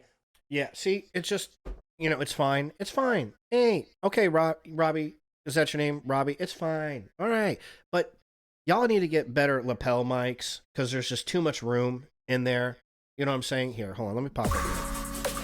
There's just too much fucking room in that audio. I was an audio engineer for 8-9 years in recording studios. There's no reason to have that much room in your microphone, even a lapel mic. You just move it up a little bit, get a better microphone. Or there's a setting on these particular lapel mics where they, instead of like hypercardioid, it's a different setting. It could be, there's no reason they wouldn't have a figure 8 setting on there, because there's not going to be it's not going to record it in a figure 8 setting. Supercardioid, cardioid, hypercardioid. Maybe they just need to click it over to the hypercardioid setting, so it's a little bit more on just his voice and it isn't covering sound from the whole fucking room. Or they just need to turn the goddamn mics up and put a goddamn compressor or something, a noise gate maybe. I don't know, but they need to fix that fucking sound. Ugh. What else? I am joined, of course, by Niall Stanich, my friend. And I do like the Niall guy, and Robbie. I like him too. Already on vacation, yet physically I am here for another few hours at least. Unlike you, I'm not about to go on vacation, but it is my last Rising day of the week, so I have some inkling of how you might be feeling. But before we get to that, Robbie, what's on your radar? They just got their pleasantries. I don't know. I don't know how I feel about saying this, but they're so white, right? Like, they're so in their suits. Like, how are you doing today? I'm doing quite well. Thank you so much, good sir. And it always makes me laugh. I like these guys, though. These guys are probably super chill dudes. They'd be fun. It's enjoyable to listen to these two guys specifically talk to each other, because they're very pleasant even when they disagree. So, but I just get a kick out of that. Let's get to it. Well, Representative Thomas Massie has been in the news a lot lately for opposing U.S. involvement in Israel's war. Hold on. We should, when did this come out? This was 6 days ago. Okay. And the bill passed in the Senate yesterday. Or with Iran, believing that military action is something Congress needs to vote on, and for, in general, just being an American first patriot who sticks to his principles even when they conflict with what is politically expedient. This has put him in conflict with President Donald Trump recently, although I will note that Trump seems to have embraced diplomacy and peace rather than war and regime change as of late. He recently criticized both Israel and Iran for wanting conflict with each other. If you're a man over 30 who sons makes of at least bitches. 150 grand a year and you're still embarrassed to take your shirt off at the pool, you're number one. Then you need to go to the Dropping gym. an F-bomb That's after easy. I solved it for you. It, members of Congress feel like they can't vote against it. They'll be Okay, here we go. This is, I don't care about also the big beautiful bill. Like Republican Senator Rand Paul, Massey thinks the bill is a bloated, big government mess that adds trillions of dollars to the deficit. And in a recent interview with podcaster... That seems to be completely agreed on, I want to say. I don't even hear Donald Trump arguing that point. Nobody is arguing that, it seems like. It 100% adds lots of money to the deficit. And I don't think that is up for debate. If it is, then let me know. Just type in the comments, say, hey, fuckhead, no. Here's a person saying it right here. Okay, then you got me. But so far, I haven't seen anybody argue that point. So it is true that this bill is going to raise the deficit by quite a bit. Okay, so that is something nobody is arguing. And that's something to judge the bill on its own. It's one of many, many, many, many parts to judge the bill on, whether it's a good bill or not. But that's one part that you can judge it on. Some people right there, like Senator Rand Paul, flat ass said, nope, I don't like the bill just because of that. Fuck everything else about it. I don't like that. Okay, so that's a possibility. That's something that you should judge on your own if you think that's acceptable or not. Okay. Theo Vaughn, he got to the heart of the real problem with the bill, which is that it's the everything bagel of federal legislation. Since there's so much to it, members of Congress feel like they can't vote against it. They'll be crucified for voting against the good parts of it. Listen to this. Get rid of the giant bills. Okay. Yeah, there you go, my man. The continuing resolutions and even the big, beautiful This bill. is Massey. Why not put that on the floor one at a time? I agree. And then that way, you can go to your representative or your senators and say, why did you vote for that? Right now, they can say, well, Theo, I had to vote for it. I had a pay raise for soldiers. Yeah, that's an out for them, right? That's one of the problems, aside from the fact that I have to scroll through this giant ass fucking bill to find one section, right? The other thing I don't like about these giant bills is there's so much stacked into one bill that it's exactly what Robbie was saying, where in one case, some people will say, I legitimately love these things about the bill, so I'm going to pass it just so those things pass, even though these other things I don't like. And they're in a rock and a hard place. They have to vote for things they hate in order to get things that they want. And I understand that that is how life goes. You have to give and take. And this is one method that Congress uses, Democrats and Republicans use to get some give and take, is to say, okay, we will vote for your bill, but you got to give us some things that we want too. Okay, look, that's fine. That's very different than having a bill with 1,500 flipping fucking things in it, right? That's very different. Putting the bill on the floor one at a time and saying, this is what Republicans, Democrats, this is what we want. And then the other side saying, okay, we'll give you that, but this is what we want instead. Then they can say, no, pick something else, or sure, but under these conditions or whatever. But then we know why people voted for one specific thing. It's far less complicated than this, where there's 1,500 fucking things in the bill, and you can't tell me that all these motherfuckers know what's in the bill. Okay, I know I'm ranting, but, so be it. So, you can't tell me all of these people know everything that's in that bill. They're not that fucking smart, okay? If they were that fucking smart, they would be building robots and shit. They would work for NASA and shit. They would build, rockets and shit, okay? They're not that smart. They're politicians. They're not that smart, okay? They don't remember all 1,500 fucking line items in the bill. They can't. I refuse to believe any of you are that intelligent, okay? And so I'm not going to go with that. But the idea that you have to vote for all these things, some of them, you can't possibly know everything that's in there. Okay, you're going to forget it. You're going to forget certain things. You're going to say, okay, I'm voting for all this shit that I don't want, I don't know, or I forgot even is in the bill, for this handful of things that I do want. And then, of course, the side that they're talking, it sounds like Massey's talking about right here, is the, you know, oh, well, I had to vote for this thing in order to get this thing. Instead of people just being able to call out their representatives, no, no, no, no, no, no, no.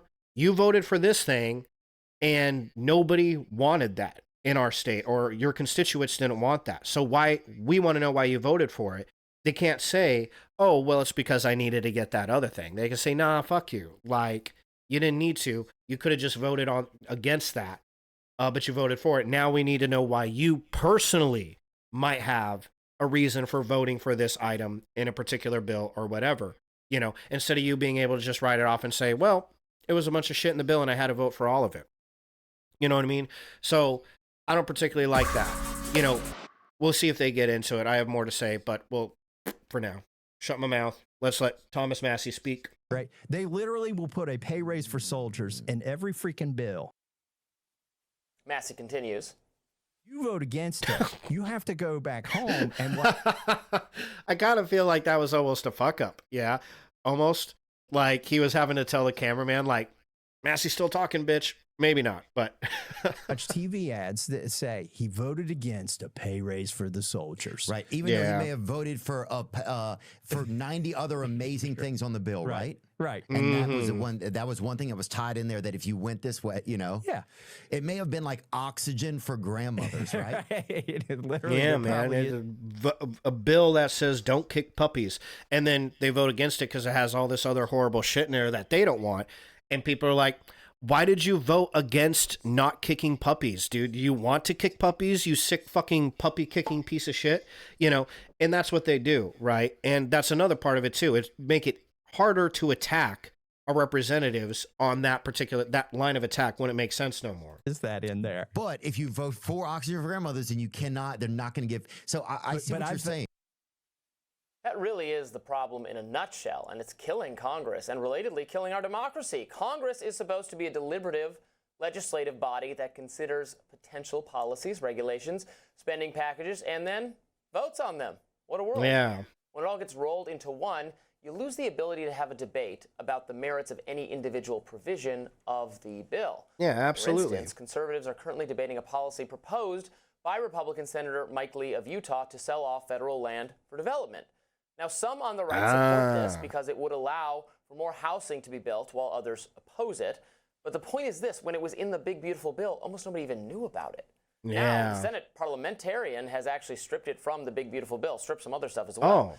Oh, interesting. We don't need to get into right now. So it's actually getting some attention, the selling of land, discussion, and also debate on social media, at least. But it's not being debated by Congress. I can tell you that. The everything bagel mode of governance has unfortunately paralyzed our democracy. And that's interesting because, yeah, we're going to hop back over here. Nope, this guy. So Sean Ryan, who I don't know if he's a Republican or a Democrat. I would assume he leans more towards the Republican side of things. He's Special Forces, retired Special Forces, retired CIA, seems to have a lot of people on his channel that are more on the right leaning. I imagine it seems like, I could be reading that wrong though, but this is what he had actually say about that exact topic. Episode that you're about to watch is all about how the U.S. government is trying to sell between 2 and 3 million acres of public land. So we've put a link in the description on how to contact your congressman, your senator. They're trying to put this in the... Who are shit you? balls. I'm Billy Eichner. Hey, everybody, this episode, your congressman, your senator, they're trying to put this in the big, beautiful bill. Actually, from my understanding, it is in the big, beautiful bill. And so if you don't want that to happen, they're voting on it this week. Contact them. That's our land, not for the federal government to sell to developers for affordable housing. Check the link in the description. Okay. We're checking the link, son. In 2019, we got a chill.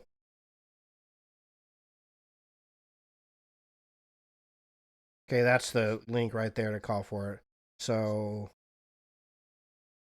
that's get a hold of it. Da da da da da da. When was this? June 27th. Okay, so this is a while ago. When was this bill that I have? Faster way to do this. Or maybe not. There we go. Okay. This Congress introduced 0522.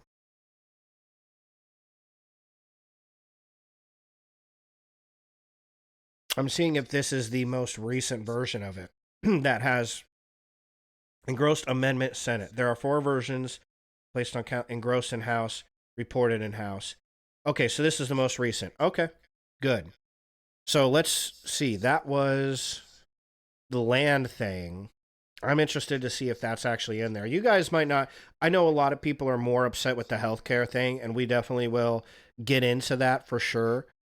But I am intrigued by the land thing. What the point of that was? What happened? Where did my dude go? Did I already get rid of the Sean Ryan feller? No, here he is. Okay. It doesn't say what. Okay, here, let's click on this. This might tell us what exactly the regulation is or where in there it is. Nope, this is just out of. Oh, sorry, I burped in your face. It happened. I did it again, but that one was much more quiet. My bad. My bad. Okay. It's not going to say what. I wish they would put what it was in the bill that was selling lands. Like what item in the bill it was, you know what I'm saying? So let's over here. Acres. The word acres. Base acres. Come over, meow. Nope. Down, meow. Listen, bro. Okay. Boop, boop, boop.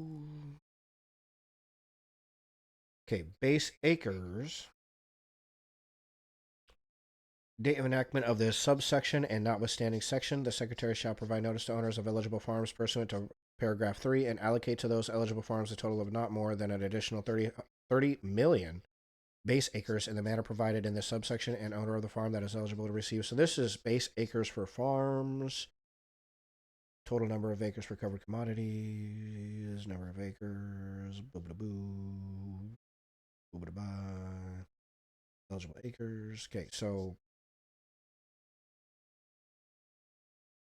don't need that. 8. Okay. Number 8. Farm raised fish that are eligible. Okay, so that's something about fish. We even got shit about fish in here. This is so much gets covered in this bill. Okay. And the number of percentage of acres. Okay. The Secretary of Interior shall improve applications allowing for the commingling of production from 2 or more sources, including the area of an oil and gas lease. Okay, so that's oil, gas. Not fewer than 80,000. There's fewer than 80,000 acres that are unsealed and available, offered on lease available. Okay, so it doesn't look so far. Determined conducting lease sales under paragraph, the Secretary shall offer the same conditions and contain in the record of decision described in the notice of availability in the Bureau of Land Management entitled Notice of Availability for the record of decision. Okay. For 4 million acres in the lease, each lease sale. Okay, so, okay, no, we got another one for million additional acres on federal land. Okay. Notwithstanding Section 2 of the Mineral Leasing Act and Section 202 of the Federal and Land Policy and Management Act of 1976, not later than 90 days after the date of enactment of this act, the Secretary of the Interior shall make available for lease known recoverable coal resources of not less than 4 million additional acres on federal land located in the 48 contiguous states. Is that contiguous? Contiguous states and Alaska subjective. Okay, so that's more oil. Yeah, so there's nothing in this version of the bill about the selling of the land, which is good. It sounds like they told, what was that guy's, Mike Lee? They said, oh, I just clicked out of it. Fuck balls. I got excited. Okay, hold on. Let me get back. Yeah, but it sounds like they told Mike Lee to go fuck himself. We're not going to be putting your land bullshit in the bill. So I don't know exactly why they wanted that. Again, from what Sean Ryan here said, it had something to do with the affordable housing is what he called it, right? He said that was for affordable housing. Here we go. Boop. We got it. We're back. Okay, all it takes is a quick boop and we're back. So let's see what CBS has to say about some of their claims. So, oh, no, wait. We were on Thomas Massey. My bad. I'm all over the place here. First day doing this. Bear with me a little bit. The efficiency of our government. It also leads to endless growth of government, a real failure to constrain the deficit. I've said it a lot this week, so I'll say it one more time. It would be great for... So we're back to Robbie discussing why these giant bills filled with shit is bullshit. MAGA. Great for America first. Great for the entire country if members of Congress took their jobs a little bit more seriously. Are you interested in mushrooms? No, Do you like drama? Yeah. Do you love this? Oh, not mushroom coffee. No, At least fuck as that. seriously as Thomas Massey and Theo Vaughn. Interesting one, Robbie. I know that you're a big fan of the congressman who is, I think, in the House at least, the closest aligned to your libertarian principles. That's right. He's a libertarian. Robbie here is.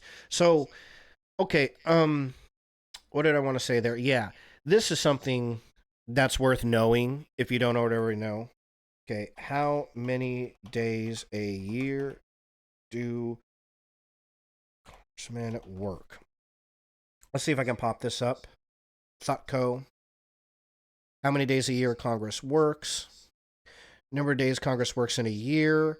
According to records, the House of Representatives has averaged 146 legislative days annually since 2001. That's about 1 day of work for every 2.5 days. On the other hand, the Senate was in session an average of 165 days. Oh, big numbers there, of the same period. Okay, technically, a legislative day in the House can span more than 24 hours. The legislative day ends only when the session is adjourned. Okay. The Senate works differently. A legislative day often stretches beyond the boundaries of the 24-hour day and sometimes a week.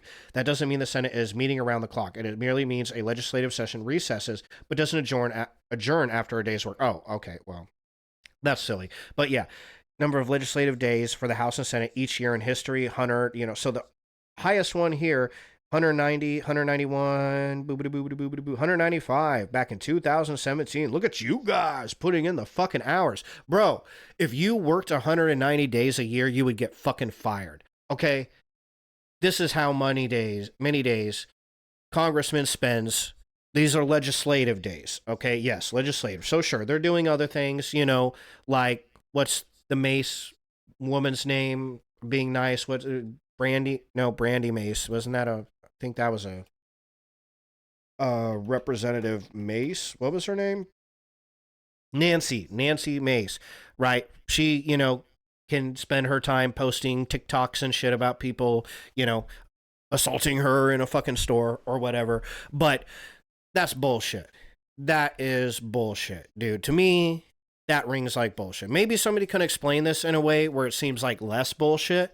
But that's bullshit that y'all are only working 146 days on average in a year legislatively. Okay, y'all shouldn't have the time to be posting on your little fucking TikTok and shit, okay? I mean, that's how you talk to the people who, work at Amazon. Yeah, you go work at Amazon, and you start TikToking on your phone, your boss is going to come over and be like, yo, you don't need to be doing that. You don't got the time to be doing that, Give me a fucking break. Nah. And I get, legislative days could be a full 24 hours, but like they mentioned here, okay, they are recessing. They're not going for full 24-hour sessions, at least not all the time. That does happen. If you could show me that those 146 days were mostly 24-hour days, then okay, fair enough. You got me, all right? How much less Congress works than you do? This is ABC. So despite the okay, but the addition of an extra workday isn't exactly a catastrophe in the life of a congressman. In fact, your elected officials in Washington work about 100 days less than you do a year. The House is scheduled to be in session in Washington a total of 133 days this year. The Senate will be in session about the same amount or a few days more. But if you're an ordinary American worker with 2 weeks of vacation and federal holidays off, you're likely clocking in around 240 days at the office. And yes, it's true. Your days are probably going to be 8-hour days. And their days could easily go into 12, 10.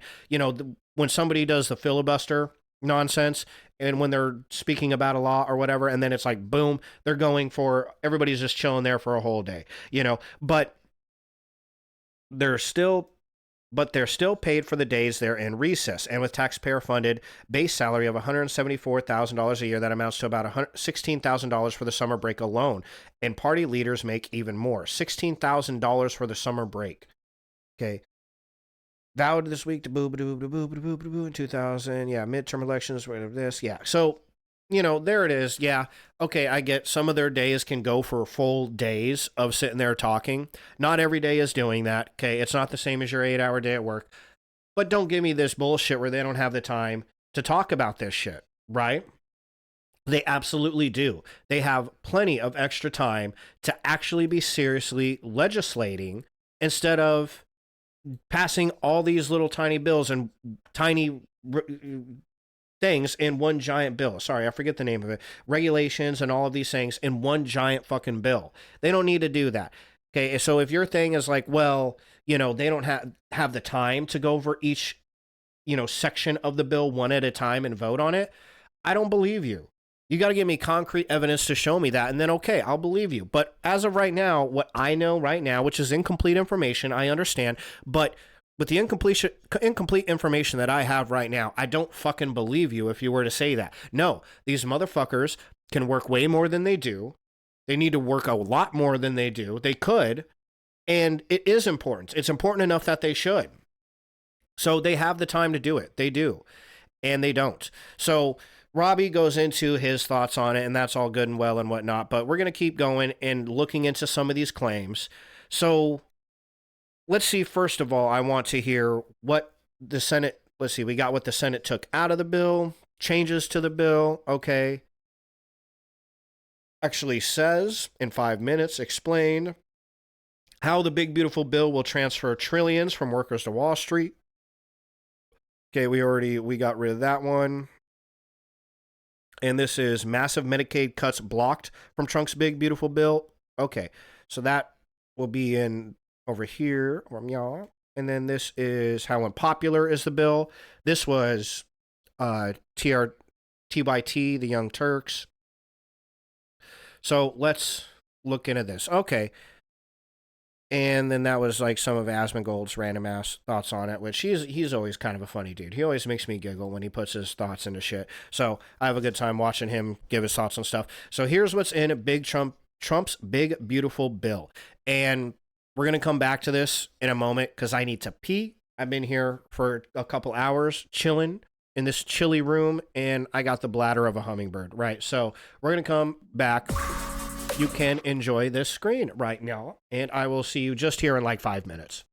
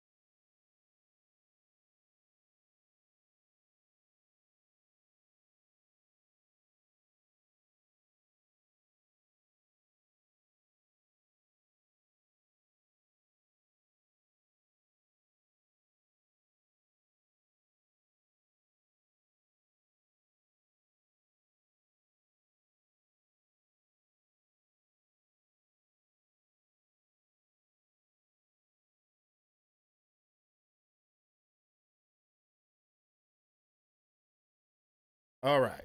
And we are back. Let's see.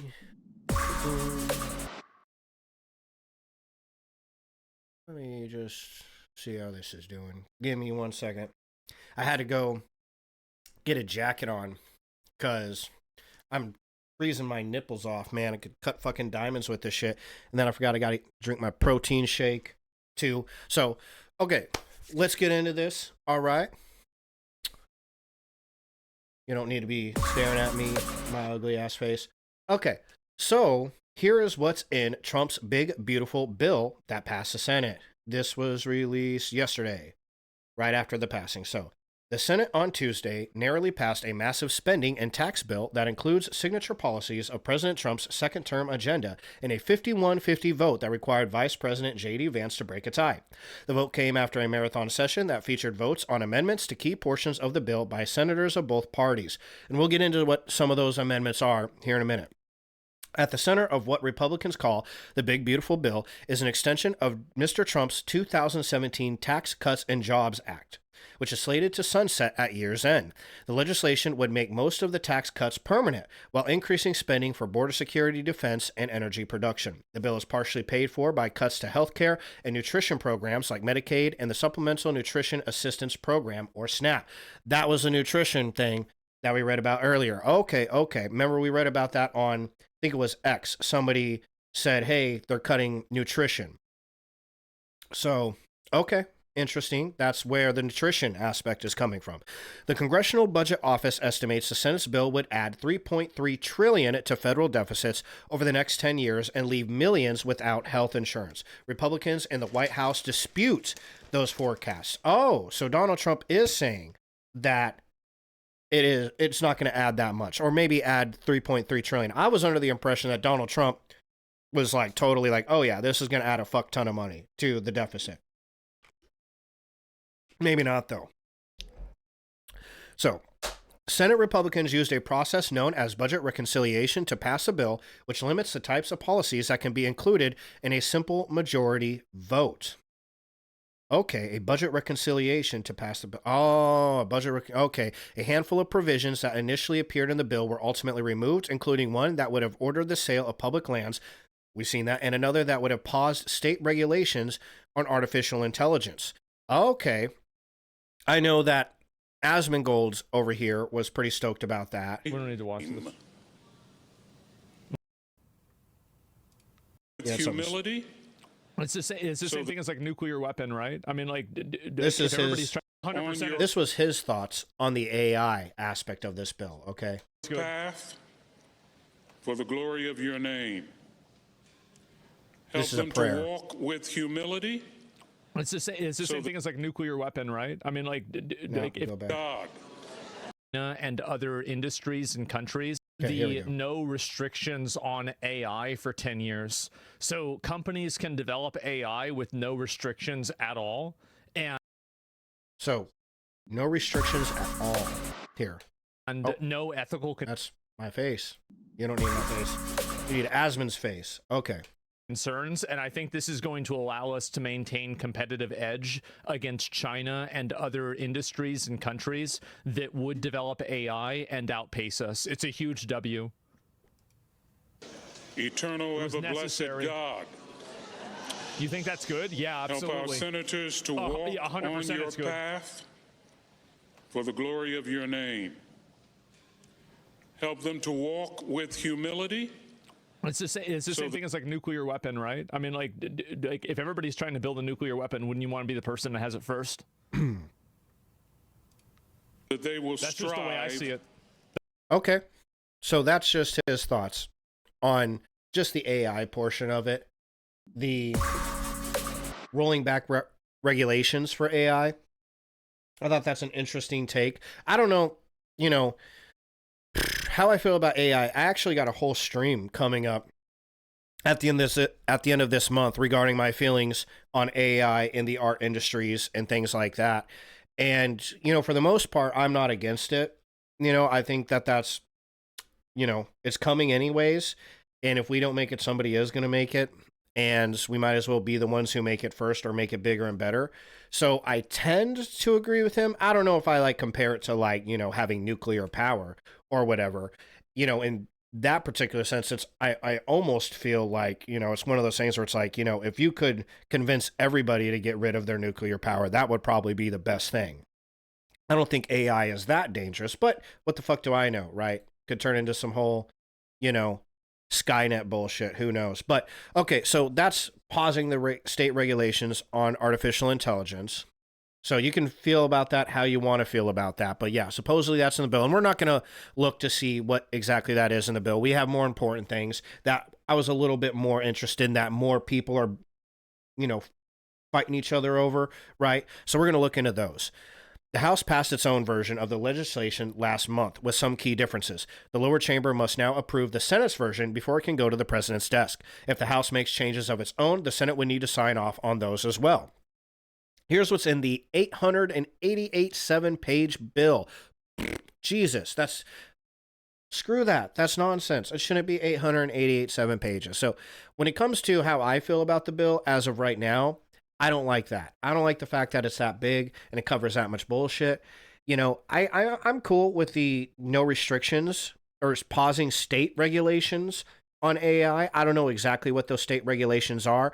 You know, that can be something that we read about a little bit later into the stream, but you know, whatever. There's some things, you know, I don't know how I feel about the nursing thing. I would want to talk to somebody in the nursing industry and know what they feel about it. If they come to you like, no, that's pointless to have those standards because we already have it. We did read that they already do have nursing standards. So if they came in and said this is just extra hoopla that doesn't do shit, okay, fine. But if they come in and they say no, those, you know, and then we would also want to read the literature that the University of Pennsylvania and Yale cited as saying like no, increased nurses over what we already have as a limit, as the bottom limit, would increase better outcome, would improve the outcomes for people in old folks homes. I would want to read those too before I finalize my thoughts on it. You know, without it, I don't really know how to feel about it. But 887 7-page bill.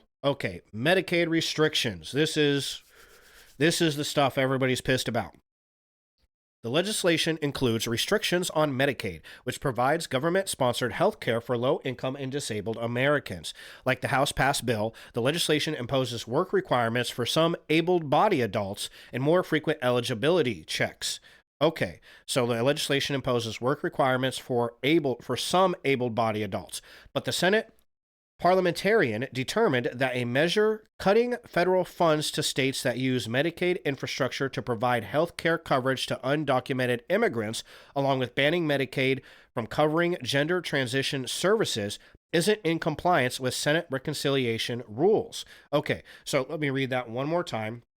The Senate parliamentarian, I don't know who is the parliamentarian, but I'm assuming big dog of the Senate. Okay, whatever. Let me just look that up. All right. I'm just going to look it up so I know. That's what we're here for. Okay. I'm here to research. If you know these things and you know, bully for you, but I don't know. I'm stupid. So let me get smart.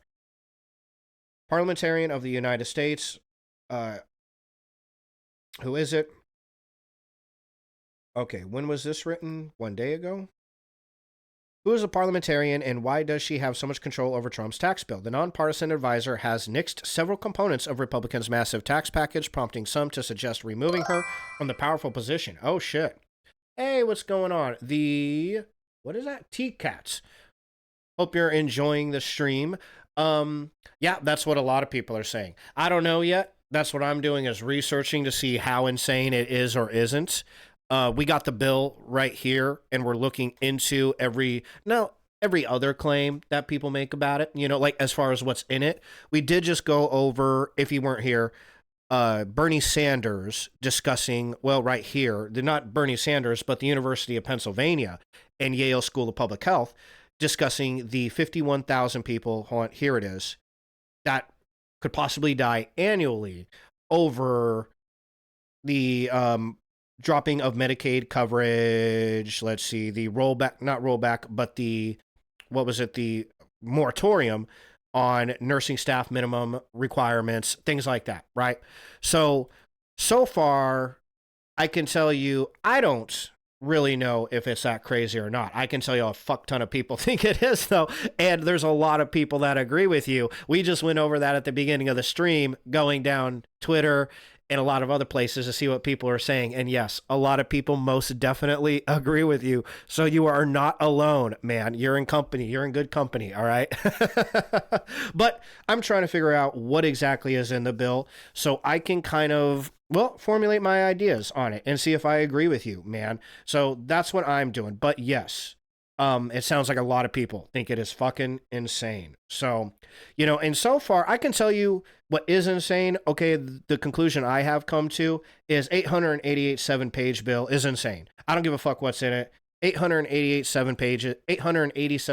That's such a big bill. We have it right here. I don't know if you've looked into it, man, bro, girl, whatever. But look at this. Look at it. Look at it. And it's just going. It keeps going. We're not even at a quarter of the way through the bill yet. You know, and it just keeps fucking going. You know? That's a big bill, man. Even trying to look shit up in this bill has been a bit difficult for me. You know, so right off the back, I don't like the fact that it takes that long to find one section of the bill to read what they're even trying to do. I also did not like when we looked into the nursing requirement minimums, it didn't tell us why. Okay, I know for a fact that is in the bill, right? They are definitely putting a moratorium on Biden-Harris's regulation on the minimum requirement for nursing staff in retirement homes and nursing homes. Okay, they're pausing that. Okay, so Biden came in and said, no, you have to have this minimum of nurses, registered nurses and nursing assistants on staff. This bill here is saying, nah, fuck that. We're putting a moratorium on that till 2034. And, you know, they didn't say why, though. Nowhere in the bill. It just has a short little paragraph that says, yeah, we're doing that. And it's like, I would like to know why you think that's necessary. You know, that would help me understand it a little more. So I don't like that aspect of the bill either. Those two things irk the fuck out of me. So for those two reasons alone, those two things, I can say I 100% agree with you, are insane. That's insane. To not give reasons for why you are enacting a particular regulation, or in this case, refusing to enact a particular regulation, and two, making an 887-page bill is pretty fucking insane. I don't like that even a teeny tiny little baby bit. But right now, I'm just trying to figure out who the Senate parliamentarian is and what the fuck they do. It sounds like a nonpartisan advisor who has nixed several components of Republicans' massive tax package, prompting some to suggest removing her from the powerful position. Ooh, geez. Okay. Official procedure advisor for the Senate has come under fire. I don't care what she's under fire for. Who said this? Wait, the woke Senate parliamentarian who was appointed by Harry Reid and advised Al Gore just struck down a provision banning illegals from stealing Medicaid from American citizens, said Tommy Tuberville, a Republican from Alabama. Her job is to not push a woke agenda. The Senate parliamentarian should be fired ASAP. Okay, I don't care about all this. I just want to know what she does. There it is. What does she do? The parliamentarian acts as an advisor to the Senate by interpreting its rules and procedures to determine how certain legislation can be advanced. In the reconciliation process, the parliamentarian must review all provisions and proposals to ensure it adheres to the strict rules that allow the package to be free from the filibuster. Okay, so this is why Republicans... must be one of the reasons why the Republicans wanted the reconciliation process, because it prevents Democrats from filibustering. Okay. Through the budget reconciliation process, Republicans can circumvent Democratic opposition and prevent a filibuster. Okay, well, I should have just read the next fucking sentence. My bad.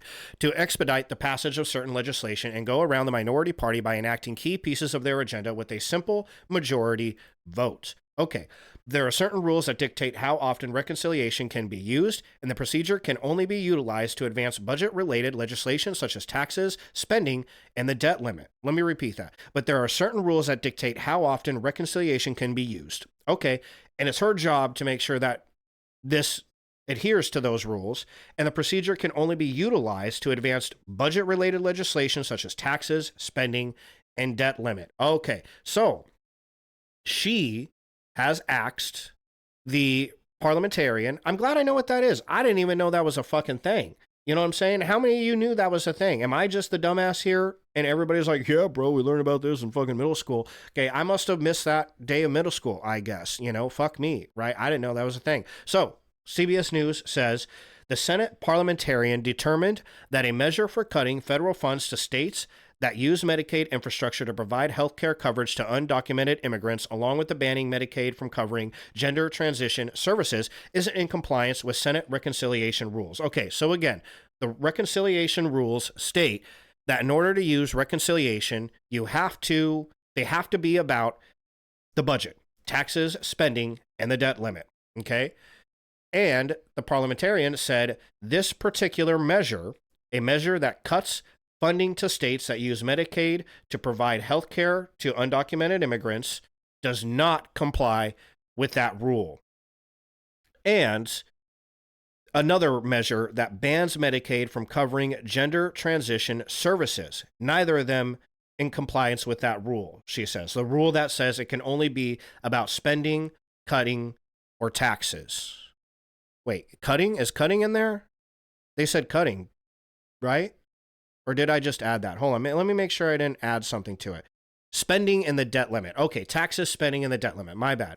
Fuck me. I got it wrong. Okay, so, okay, I mean, you know, I would want to hear her reasons for why she says it doesn't belong in there. Did she say why that doesn't belong in there? Did she say, because it does sound like that to some extent that does have something to do with spending, cutting federal funds. I mean, that is spending, right? Okay. But is there something else about it where she said, no, that's not legit. You can't put that in there. They've been gotten increasingly frustrated. McDonough. We're going to call her McDonough. We're going to call her Mickey D's, right? That's cooler. Can be a rap name. After a series of rulings that determined key provisions related to Medicaid did not adhere to reconciliation rules, forcing party leaders to either rewrite those portions or remove them altogether. Okay, so they were pissed about it. The more controversial proposal removed from the bill is language seeking to crack down on state provider taxes, which are taxes placed by states on medical providers like hospitals and clinics that then boost reimbursement from the federal government. Okay, taxes placed by states on medical providers like hospitals and clinics that then boost reimbursement from the federal government. I'm assuming the reimbursement is to the state, right? State provider taxes. Okay, yeah. The proposed bill sought to reduce that tax from the current 6% down to 3.5%, raising concerns amongst lawmakers from states they say rely on that tax to provide money for health coverage. Okay, so let's wrap our little noggins around this one. So this is a controversial one. I can see why that's controversial. So seeking to crack down on state provider taxes. And the state provider tax is a tax that a state places on a medical provider that boosts reimbursement to the state from the federal government. So I don't know how a tax placed on the hospital would boost reimbursement from the federal government. Correct me if I'm wrong, if I'm fucking this up, because look, all right, I didn't go to school for fucking taxes, all right? If one of you did, then please enlighten me. I'm here to learn. That's what I'm doing and reading all this bullshit, right? So the state taxes medical providers, and the federal government then reimburses the states for what? What is the government reimbursing the state for? For the proposed bill sought to reduce that tax. Okay, and I'm assuming that tax, yeah, it's placed by states on medical providers from 6 to 3.5%. Okay, the removal of that provision deals a major blow to Republicans as they estimated it would save billions of dollars to help pay for the tax cut extensions. Okay, that decision prompted outrage from House and Senate Republicans who said Mickey D's should be fired over accusations of bias. Okay, well, yeah, but everybody says when you don't get what you want, you just say, the fucking bitch is biased. You know, doesn't mean anything yet. Okay. The Senate parliamentarian, to me, anyways, could mean something to you, but to me, I'm still, I don't know how I feel about it, right? The Senate parliamentarian is not elected. She is not accountable to the American people. Yes. This is a quote from who? Who said this quote? Florida Representative Greg Stube. Mr. Stube said it is time for our elected leaders to take back control from the parliamentarian. Okay, so he was upset. McDonough was once target of Democrats' ire. Although McDonough is currently a target of accusations that he is biased against Republicans, just a few years ago, the parliamentarian was making similar rulings against Democrats. Donahue also oversaw Democrats' reconciliation efforts in 2021 when she ruled against a provision to increase the federal minimum wage, prompting anger from Democrats who controlled both chambers of Congress at the time. Okay. So, well, that would be proof that she isn't. This is from Deseret News. I have no idea what that is, but they're just the one that popped up to let us know this is what the parliamentarian does. That does seem like there's evidence there to support the fact that she is nonpartisan, right? Because everybody is supposedly accused her of bias.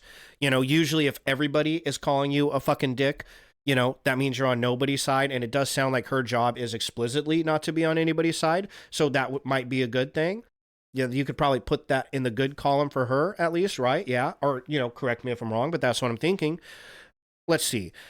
Now, we still didn't get a reason for why cutting federal funds to states for the purpose of using Medicaid as health coverage for undocumented immigrants or banning Medicaid from covering gender transition services isn't in compliance. I can kind of see why this one isn't in compliance with it, okay? The banning Medicaid from covering gender transition services, that one does seem like maybe that doesn't exactly fit with the bill, right? Or that doesn't fit into billing, spending, all that good stuff, right? That was the rule.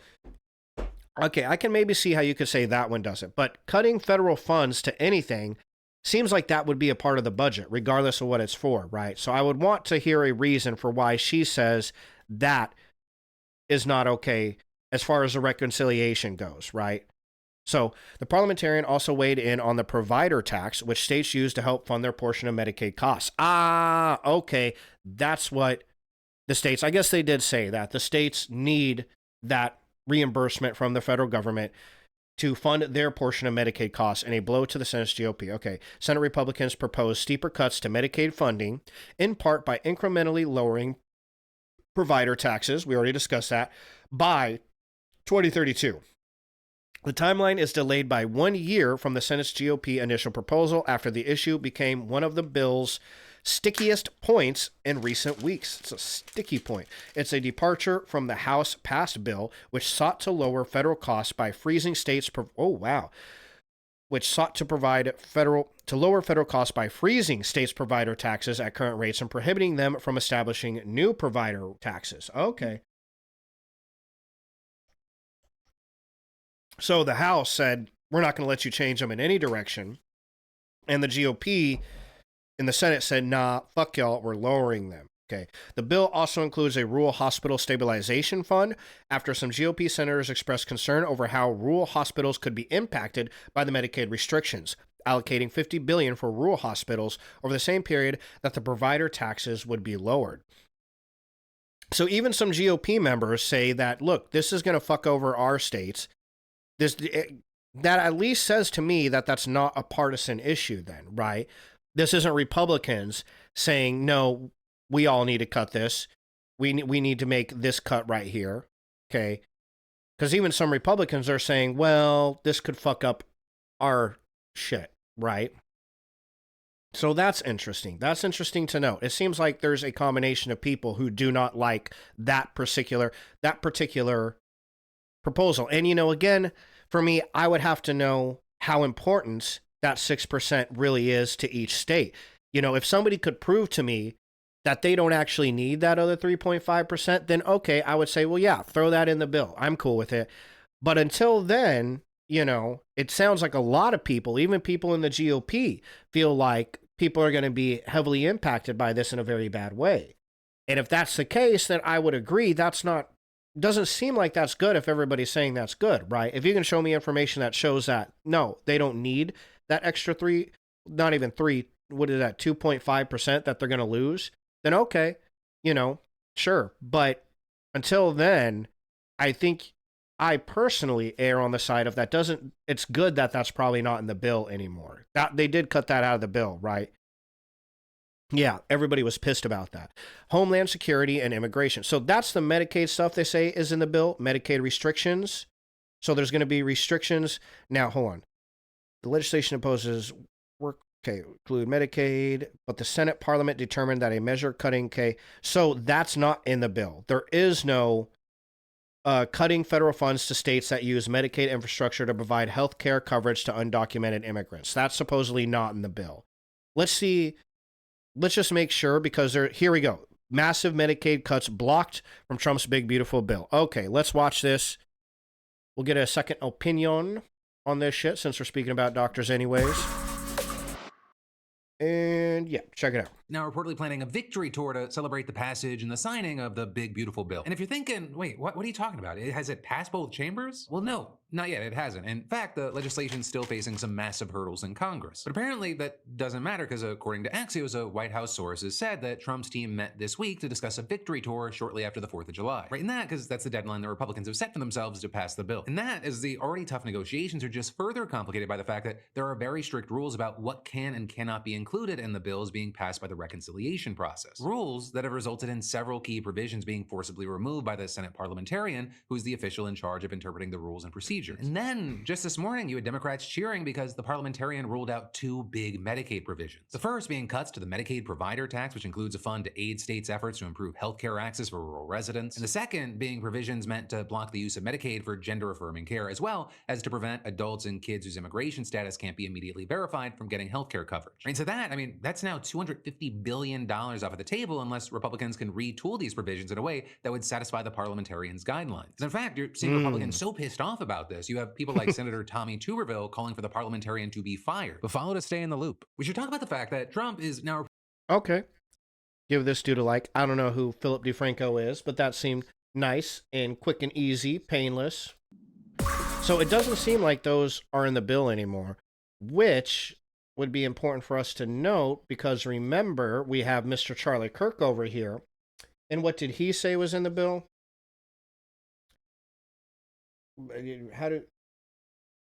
There's a thingy that I can press. Oh, control. Yeah, okay.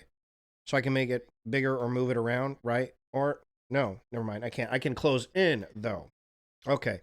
Delivers largest tax cuts.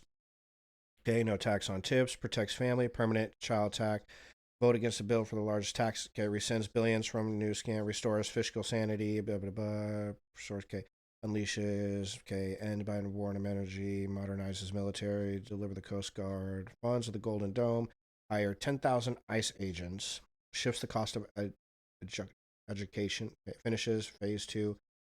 Okay.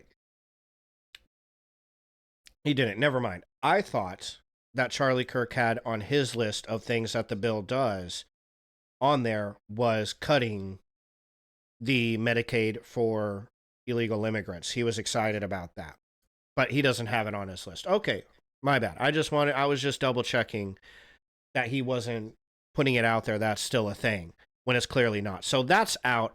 However you feel about that, good or bad, that's not in the bill. Okay, so take that for what it is. Remember, I'm not here to tell you how you need to feel about this shit. This is up to you, however you feel. This is your feelings. Your feelings are your feelings. My feelings are my feelings. And I'm just giving you the information so you can decide how you feel about it. If this changes how you feel, if it doesn't, you know, whatever. We're just here to get more information, right? Okay. Moving on. Homeland Security. Wait. Hold on, I do have a question. I just thought of something. If they're removing that, cutting federal funds to states that use Medicaid infrastructure to provide healthcare coverage for undocumented immigrants.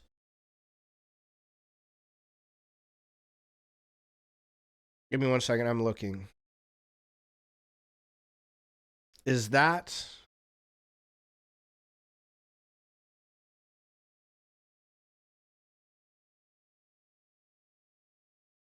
Doesn't look like it. Okay.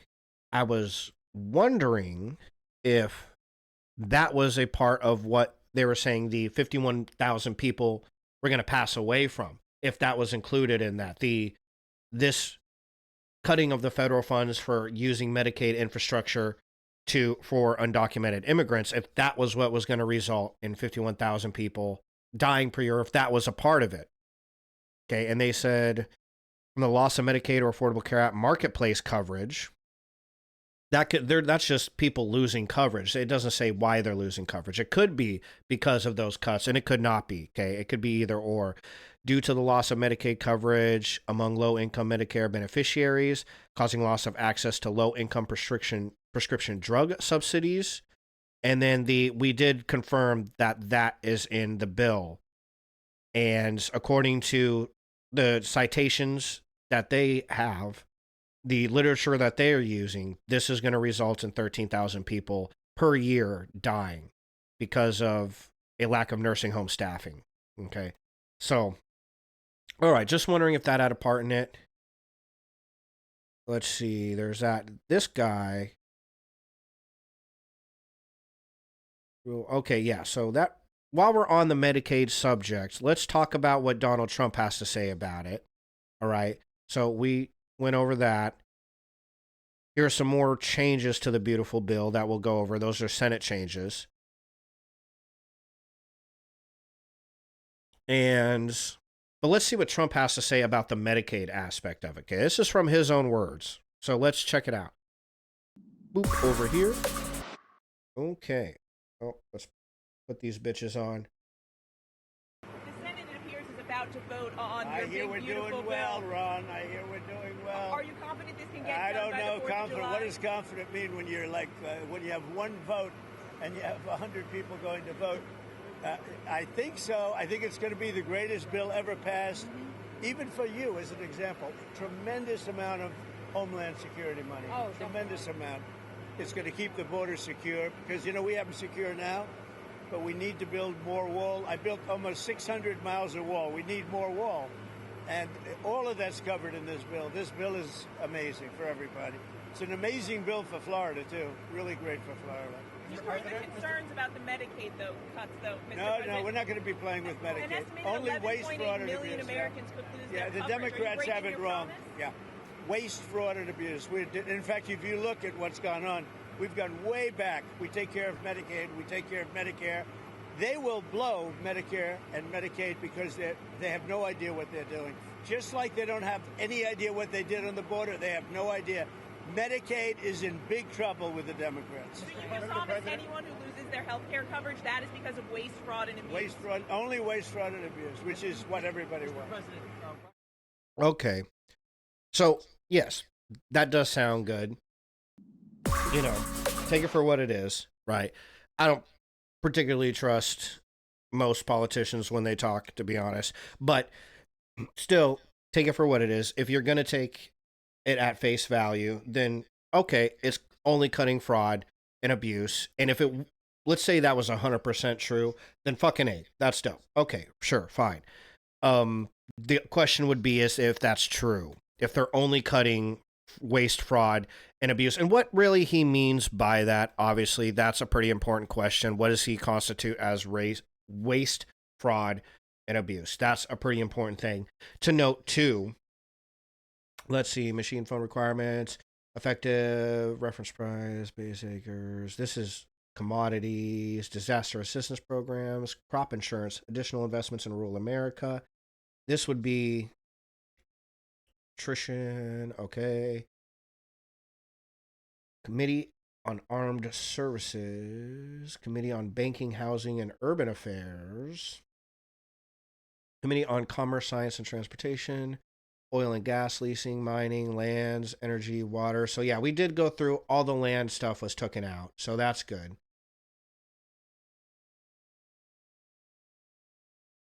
And Committee on Environment and Public Works. Tax, subtitle A, tax. So I'm assuming that's all the tax stuff, obviously. So there is no tax on tips, no tax on overtimes, no tax on car loan interest. Was that ever a thing? Taxing car loan interest? I didn't realize that was a fucking thing. Oh, to the people. Okay. All right. I get you. I was going to say, like, I had a car loan and I didn't realize. I didn't pay taxes on my car loans. I paid the fucking bank. They pay taxes. Okay, fair enough. Let's see. Tax reform, foreign tax credit. Where is Medicaid? We need Medicaid. Did we pass Medicaid already? I want to see exactly what the Medicaid shit says. Other reforms. Here we go. Medicaid. Okay. Subchapter A, reducing fraud and improving enrollment process. So 71101. 71101. 71101. Oh, there we go. Okay. Oh, listen, fuckhead. Where do we... Is there a way I can move that guy? Yeah, there we go. Nice. Sweet. Okay, I'm getting the hang of this shit. Look at me. My cutie pie would be proud. Moratorium on implementation of rule relating to eligibility and enrollment in Medicare savings programs. Okay, so this is a moratorium on a rule about the eligibility and enrollment. So in general, the Secretary of Health and Human Services shall not, during the period beginning on the date of the enactment of this section, ending in 2034. So up until 2034, the Secretary of Health cannot implement, administer, or enforce the amendments made by the provisions of the final rule published by the Centers for Medicare and Medicaid Services on September 21st, 2023. So that would be Biden's, I'm assuming, his bill entitled Streamlining Medicaid, Medicare Savings Program Eligibility, Determination, and Enrollment to the following sections of Title 42 Code of Federal Regulations. And there's the sections that they are not allowed to implement. So they're not allowed to implement the entire thing. Okay. Implementation funding. For the purposes of carrying out the provisions of this section and Section 71102, which is down here, moratorium on implementation of rule relating to eligibility and enrollment for Medicare CHIP and the Basic Health Program.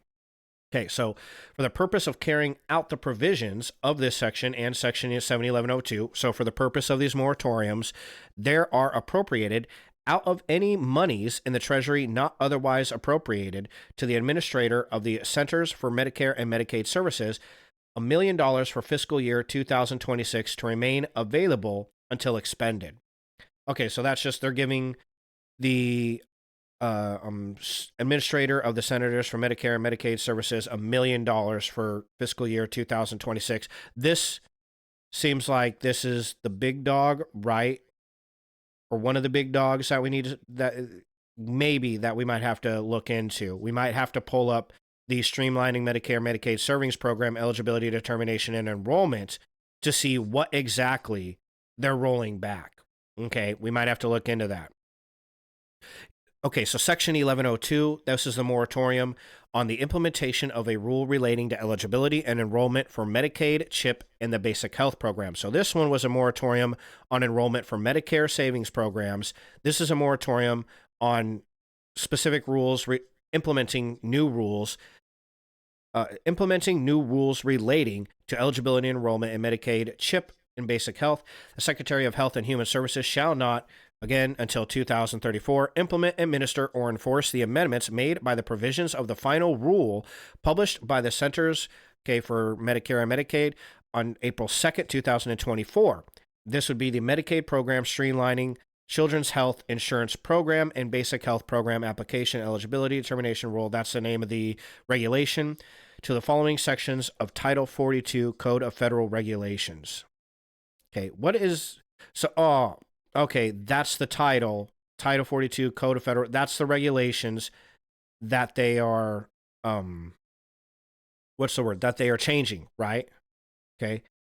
Now, not during KK. The implement, administer, or enforce the amendments made by this act to Title 42. Okay, so there are amendments made to Title 42 in this act, and they shall not, you shall not pass, they shall not enact them. Okay, fair enough. And same with Medicare, the Medicare Savings Program. So we might need to look into both of those, because I imagine that's a big part of what Yale over here is talking about. 71103. Reducing duplicate enrollment under the Medicaid and CHIP programs. So, duplicate enrollment. Okay, now, when it comes to these two sections, I have no idea if this is good or bad. Okay, they're stopping changes that were going to be made by these acts to Title 42. And I don't know what Title 42 is. I don't know what these acts are. I don't know what the changes from these acts are that they're refusing to implement. It could be bad. It could be good. It could be whatever. It could be something in the middle. I have no idea. Okay, I don't have any thoughts on that yet. We're going to have to look into that a tiny bit more, itty bitty bit more, until I know what the fuck's going on, to the point that I can comment on it. But just this little bit right here, reducing duplicate enrollment under the Medicaid and CHIP programs. Duplicate enrollment, that's good. Reducing duplicate enrollment. Duplicate enrollment is bad, right? You don't want a person enrolled twice into the same program. That's no bueno, right? So that would be, what is he, like the waste and all the shit that he always says. So that would include it. Okay, if that's actually what it does, right? So let's look into it and see if we can glean from it if that's actually what this section does. Okay, Medicaid. In general, Section 1902 of the Social Security Act, 42, that's Title 42, I'm assuming, is amended in subsection A in paragraph 86 by striking and at the end. Okay, so wait, these are just the following new paragraph. Okay, the new paragraph, beginning no later than January 1st, 2027, in the case of one of the 50 states and the District of Columbia, for a process to regularly obtain address information for individuals enrolled under such plan or a waiver of such plan in accordance with Section V, and beginning no later than October 1st, 2029, for the state to submit to the system established by the Secretary under subsection UU with respect to an individual enrolled or seeking to enroll under such plan not less frequently than once each month and during each determination or redetermination of the eligibility of such individual for medical assistance under such plan or waiver of such plan. The Social Security number, okay. We're gonna step through this baby steps. Okay, y'all might be smart enough to understand this shit, but I'm gonna be honest. I'm like, okay, I got lost in the sauce when we dropped down to paragraph 3 down here. So let me back up.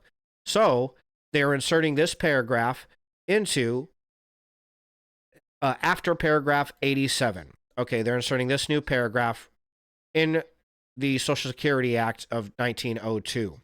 Beginning no later than January 1st, 2027, in the case of one of the 50 states and the District of Columbia. I don't know exactly what that wording even means. In the case of one of the 50 states in the District of Columbia, for a process to regularly obtain address information for individuals enrolled under such plan or a waiver of such plan. I'm assuming such plan and waiver of such plan is entailing Medicaid, right? That's a Medicaid plan. I don't know if there's a specific one, but a Medicaid plan. Okay. So for the state to submit to the system established by the Secretary under subsection. Okay. So in accordance with subsection this and, all right. So in one of the 50 states in the District of Columbia, there is for a process to regularly obtain address information for individuals enrolled in said plan, okay, in accordance with whatever, and beginning in October 1st, 2029, for the state to submit to the system established by the Secretary with respect to an individual enrolled or seeking to enroll under such a plan, not less frequently than less than one each month and during each determination or redetermination of the eligibility of such individual medical assistance under such plan.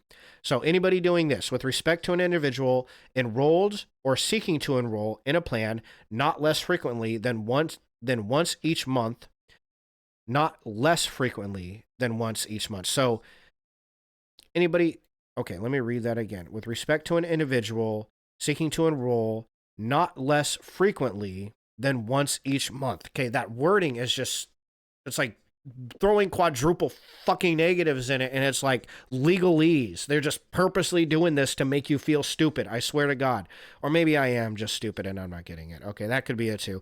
But not less frequently than once each month. Okay, that means no less frequently than once each month. Okay, all right. Less frequently. And during each determination or redetermination of the eligibility, I don't know. And during individual, okay, so not less, okay, fine. The social, that means I give up. I don't really know what the determination and redetermination time frames are, if that's like every 6 months or a year or whatever, but whatever. Okay, the social security number of such individual. So the secretary needs to submit to the system the social security number of the individual, if individual has a social security number and is required to provide such number to enroll under such plan. And 2, such other information with respect to such individual as determined necessary by the secretary for purposes of preventing individuals from simultaneously being enrolled under state plans of multiple states. That's why in the case of 1 in 50 states. Okay, I get it. It has to be in one of any of the 50 states. Okay, fuck me, I get it. My bad. Whew, that took a minute. All right. All of that weed I smoked in college was just backing my shit up, and it was having a difficult time with it, but we got it. Fuck me. Holy shit, that was intense. Okay, for the use of each system to prevent simultaneous enrollment. Okay, well, look.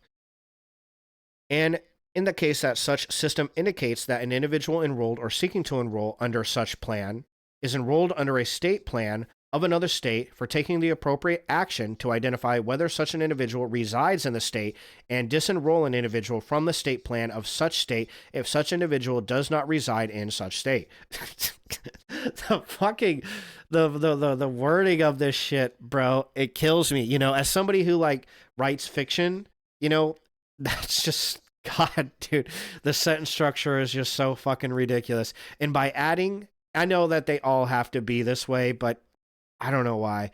And by adding at the end the following new subsections. Okay, so all that sounds good to me. Okay, you have to provide Social Security or any other information that the secretary deems necessary to prove that you are not enrolled in 2 separate states in Medicaid. Okay, fair enough. I like that. That's good. That doesn't mean everything else in the bill is good, but that means that part sounds legit. Okay, fine. By adding at the end the following new subsections. Okay, this is A. We're right. No, B. This A. Okay, so is amended. So they're adding, this is another amendment to Section 1902 of the Social Security Act. By adding at the end the following new subsections. Okay, prevention of enrollment under multiple state plans. In general, not later than October 1st, 2019, the Secretary shall establish a system to be utilized by the Secretary and states to prevent an individual from being simultaneously enrolled under the state plans of multiple states. Such systems shall, 1, provide for the receipt of information submitted by a state under subsection yada yada yada, and not less than once each month transmit information to a state or allow the secretary to transmit information to a state regarding whether an individual enrolled or seeking to enroll under the state plan of such state or waiver of such plan is enrolled under the state plan or waiver of such plan of another state. Okay, so yeah, that's all fine. They're just checking to make sure you're not enrolled twice. Okay, sure. So number 2. So this is prevention of enrollment under multiple state plans.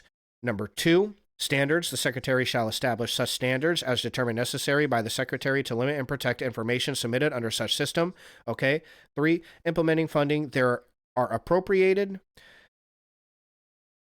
implementation funding. There are appropriated to the administrator of the Centers of Medicare and Medicaid Services out of amounts in the Treasury not otherwise appropriated, in addition to amounts otherwise available, A, for fiscal year 2026, $10 million, and B, for fiscal year 2029, $20 million for purposes of maintaining such systems. So there's adding a good chunk of moolah to adding these systems. Okay, so I guess the question would be, are the amount of people who are double enrolled in Medicare and or in Medicaid specifically, because this is just Medicaid, okay, does it cost the federal government less or more than $30 million? Okay, because if it costs less than $30 million, then it's going to take quite a bit of time for this investment to pay off, right? If, say, the federal government is only losing $100,000 a year, which I probably a little more than that. I have no idea though. But say, for the sake of argument, shits and giggles, the federal government is losing $100,000 per year to people who are enrolled in various. Well, I guess it wouldn't be the it would be the federal government and the state governments, right? Because it's Medicaid, and they're both paying for it. So, $100,000 a year, say they lose. to people who are double enrolled, who don't need it. They're enrolled, they're getting paid twice, and that's resulting in payments to the same person twice. Say they lose $100,000 a year and they're spending $30 million to implement this system, right? That's quite a bit of years that it's going to take for that to pay off. That's going to be 300 years before that investment pays off, before they make that 30 million back. That would be a ridiculous thing to put in the bill. That would be absolutely insanely fucking stupid, right? Because it's automatically costing you $30 million to save the $100,000 per year, and that would be fucking stupid. Now, if it's $1 million per year, that would take 30 years to pay that off. Okay, more reasonable. But, you know, in the long run, you're saving $1 million per year. Automatically, by 2029, it's going to cost $30 million total. We're going to lose $30 million here in the next 4 years versus losing $30 million over the next 30 years. Okay, I don't think that still would be a good idea, right? At least at this point in time. It wouldn't be a good idea to immediately allocate $30 million in 4 years, at least by my judgment. Okay, argue with me if you feel like I'm wrong on that. Okay, fair enough. But if they're losing, say, $10 million a year on this, okay, that makes sense, because by the time we've even paid the $30 million off, we've already saved the $30 million. It'll take 3 years to get that money back utilizing this system. We'll pay it back in 3 years. It's going to take a total of 4 years for them to implement it, or to get this $30 million for the system even. So yeah, that would be worth it. Okay. And now, obviously, it's not going to be a round number like that. Whether or not this is an intelligent thing to add to the bill depends entirely on how much money Medicaid is this Medicaid or Medicare? I already forgot. Medicaid. It depends entirely on how much money Medicaid is losing to people who are double enrolled, right? Okay. So we don't know. You can argue what you feel about it. Feel free to in the comments or whatever, but I don't know. And so I don't know how much money we're losing on that. I would want to know how much we're losing before I say if that's actually smart or not. It sounds good. Getting rid of waste always sounds good, unless it costs you a lot of money to get rid of a relatively minimal amount of waste. Then it's not good. Then that's wasteful, right? Okay, so that's something to note there. Okay, obtain enrollee address information. This was another section of the Medicaid. So this is just obtaining enrollee address information. I don't know if that's necessary. Determine that a state is not required to have an in operation and eligibility determinable system, which provides data matching for purposes through the system described. Okay. Transmission of address information. I don't know. This is just how they transfer information, right? Ensuring deceased individuals do not remain enrolled. Okay. Like that would be some of the waste and fraud. Again, it depends on how he enacts it and how much money we're losing to that, right? But I would assume we're not going to read through the whole thing again. It took me a long time to read through just that one section. You know what I'm saying? By the way, if you're watching this on YouTube, the bill is linked in the description, right? I will be uploading this tonight, and by tomorrow, you'll be watching this. It'll be tomorrow for you if you're watching this on YouTube. The link to this bill is in the description. So just click on it, and you'll have the fucking bill, and you can research whatever the hell you want, right? Which is a good idea to have, okay? Because whether you think, you know, like my friend here, the T-Cat, says, hey, this bill is fucking insane.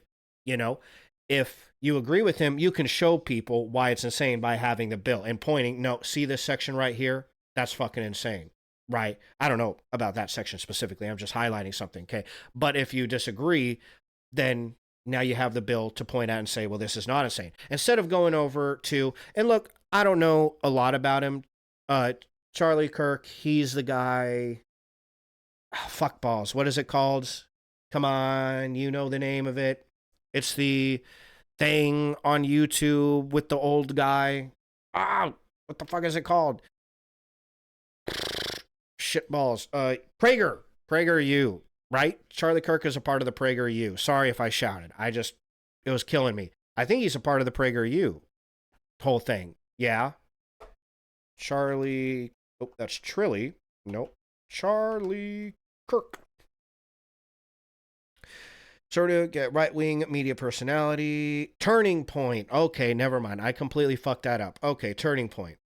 He's with Turning Point. Okay, so yeah, I've seen some of his things, the debating college kids and whatever, and that's all fine, well and good. Whatever you think about him as a person, you can hate his fucking guts. You can think he's super awesome. Whatever it is, you give, however you feel about it, I really don't give a shit. But what I don't think you should be doing is getting this. Like, if you disagree with somebody who says, oh, somebody comes up to you and says, this bill is insane. And you say, no, it isn't, because look what it does.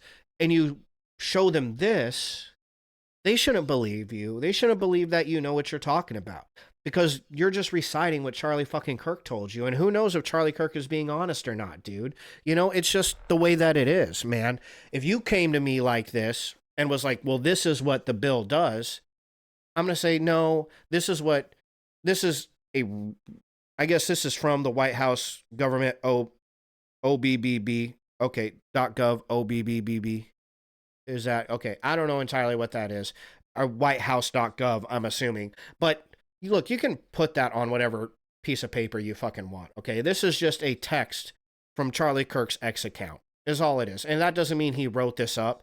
I'm just saying, like, you're just reading this because it's on Charlie Kirk's account. And I'm not going to assume that you know what you're talking about just because you show me this. Like, oh my God, well, that's irrefutable proof. Not to me, it's not. You know, this is irrefutable proof. This is the bill, all right? So that's what you should give to people if you disagree with them. If you disagree with somebody, show them the bill. Not this, you know, whole, well, Charlie Kirk fucking said, fuck what Charlie Kirk says. And it's not that I don't like Charlie Kirk. I don't know him from Adam, but I don't give a fuck what Charlie Kirk has to say.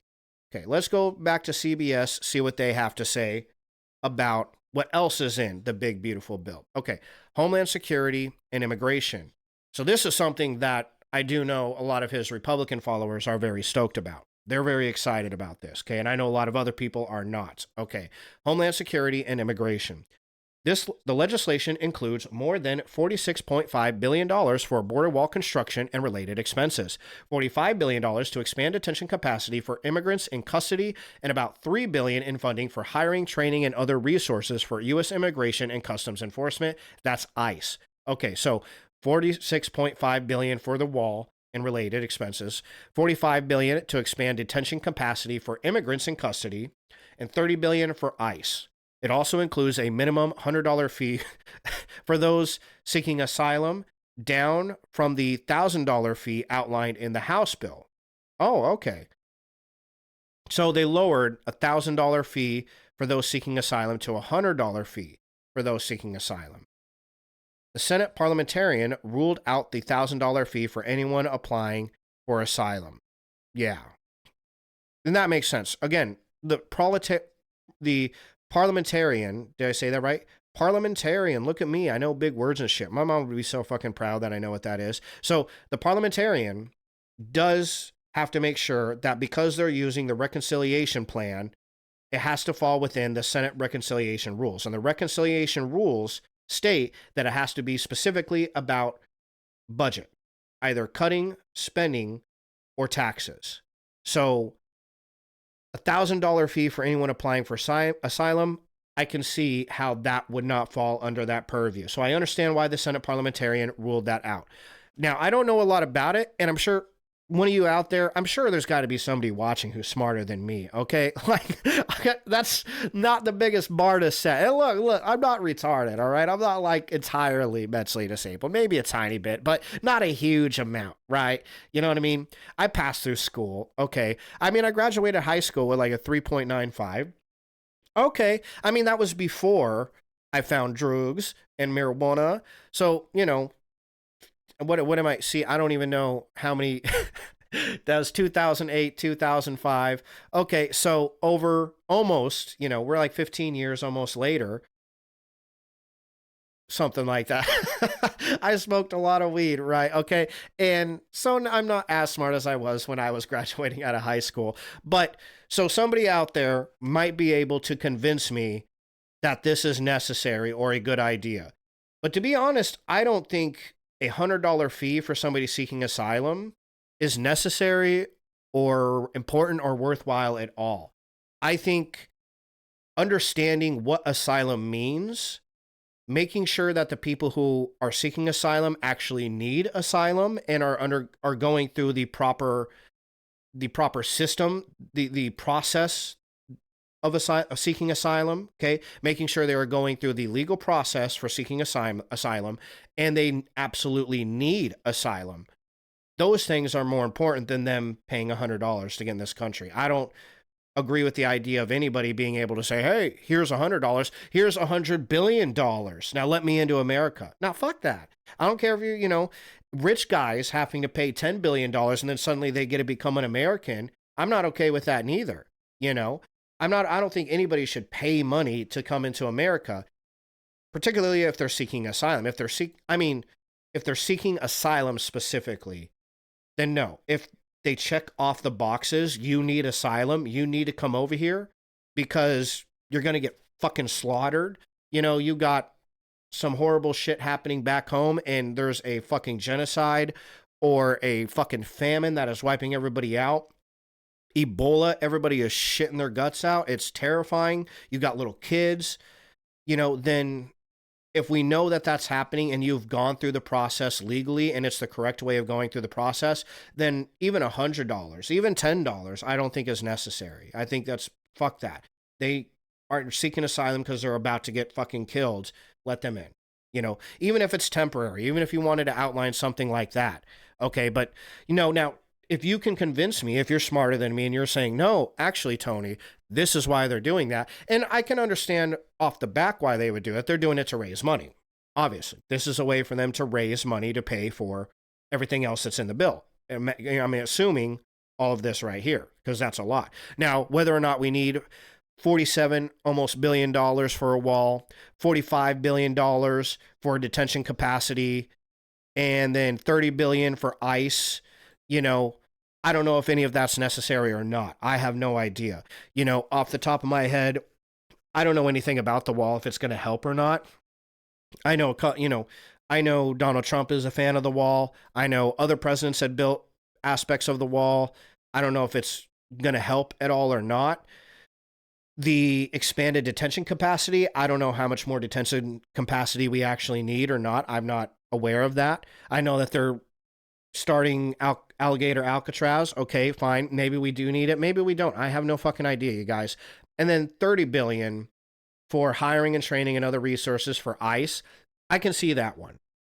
It does. I don't know if we need that much, but it does sound like ICE does need more people, right? So, okay, sure, fine. You want to add $30 billion for ICE. That one seems like that might be legit. At least adding money for ICE. I don't know if $30 billion is how much you actually need for ICE realistically or not. You know what I mean? So take it for what it is. I don't know how I feel about that exactly, you know?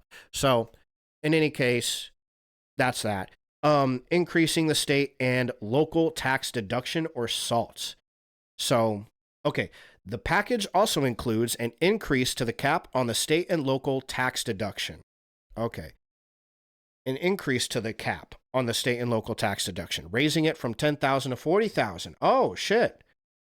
Did a tax deductions for who, though? State and local tax deductions, raising it from $10,000 to $40,000. After 5 years, it would return to $10,000, a departure from the House passed bill. See, I don't know, why do they do that where it has to come back after a certain amount of years, right? You know what I mean?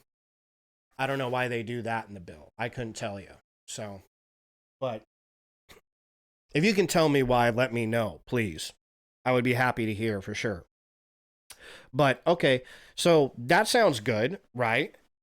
Increases the cap on state and local tax deduction from $10,000 to $40,000. That's awesome. The issue was a major sticking point in the House where blue state Republicans threatened to withhold their support without the increase to the deduction. So they wanted the increase to the deduction, but with no Republicans hailing from blue states in the Senate, the upper chamber has been contending with its own dynamics. Okay. Before the rule, taxpayers could deduct all their state and local taxes from their federal taxes, which some policymakers have said mainly benefits wealthy homeowners in states with high taxes. such as New York and California. But advocates for increasing the cap argue that the $10,000 cap is increasingly impacting middle-class homeowners who live in regions where property taxes are rising. So who's arguing on behalf of who? Blue state Republicans want that. Okay, but no Republicans in blue states. Republicans that aren't in blue states don't give a shit. Okay. I mean, I was excited about that. I'm not in a blue state, but that sounded legit to me, increasing the local and state tax deduction from your federal taxes to $40,000. Okay, taxpayers, that's crazy to me though. Before the rule, taxpayers could deduct all of their state and local taxes from their federal taxes. That's before it went to the House, is what they're saying there, before the rule. Oh, before this rule was enacted, the $10,000, okay? Could deduct all of their state and local taxes from federal taxes, which some policymakers have said mainly benefit wealthy homeowners in states with high taxes. Okay. I see. Hold on. Give me a second. I got snot in my shit. You don't want to, make my nasty nose noises all up in your grill. So, okay. I do kind of get that. Okay, my first feeling is that's fucking awesome to deduct your state and local taxes from your federal taxes. That would be awesome for everybody. Anybody, even if you only paid $500 in local and state taxes, being able to deduct that from your federal taxes would be fucking dope, And before the rule, apparently you could deduct all of it. But they said, well, that mainly benefits wealthy homeowners in states with high taxes. So sure, okay, if somebody owns a massive fucking house and then the amount of state and local taxes are paying, especially in New York and California, you don't even have to have a massive house. You could have a little fucking shit fuck bungalow. You gotta go live in a teeny tiny little fucking shack in some places in those states, not all places in those states, right? I used to live in California, and there's parts of those states where that's not entirely true. More in the cities, right? The taxes are going to be so fucking high that you're able to deduct a crap ton off of your federal taxes. So they're saying, well, no. That mainly benefits wealthy homeowners in states with high taxes. And it says, okay, fair, sure enough, it does benefit them more than it benefits people who don't own homes and who aren't wealthy, because they're not the income tax, they're not paying, well, income tax is federal, but they're not paying state and local taxes. Where I'm at here in Tennessee, we don't have like county taxes. I know some places have county taxes, shit like that. We don't got nothing like that, So, okay, I still, even if it does, I don't know. I guess that's just, you would have to decide that for yourself, what you feel about that. Because again, even for me, I may not pay a lot in taxes comparative to wealthy homeowners in high tax states. Where I'm at here in Tennessee, property taxes are sexy, man. I fucking love the property taxes out here, dude. I got a 2,300 square foot home that I just bought, and I only pay $1,200 in property taxes a year. That's pretty fucking good. Now, I know a lot of states have, not a lot, but some states have no property taxes. Okay, fine. You guys beat me. But hey, I used to live in Cali. Hey, so I'm pretty fucking tickled. You know what I'm saying? That's pretty dope. I'm down with that.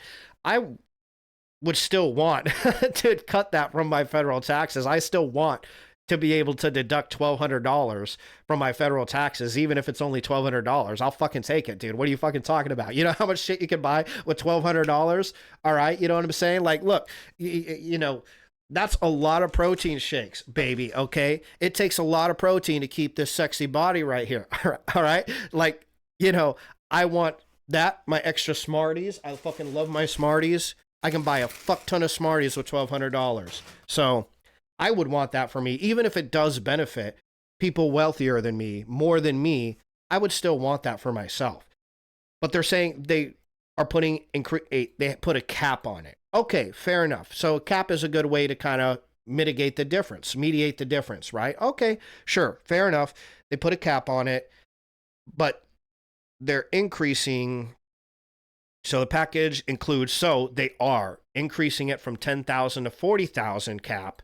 After 5 years, it returned back to 10,000. Okay, well, You know, that seems like a good deal to me.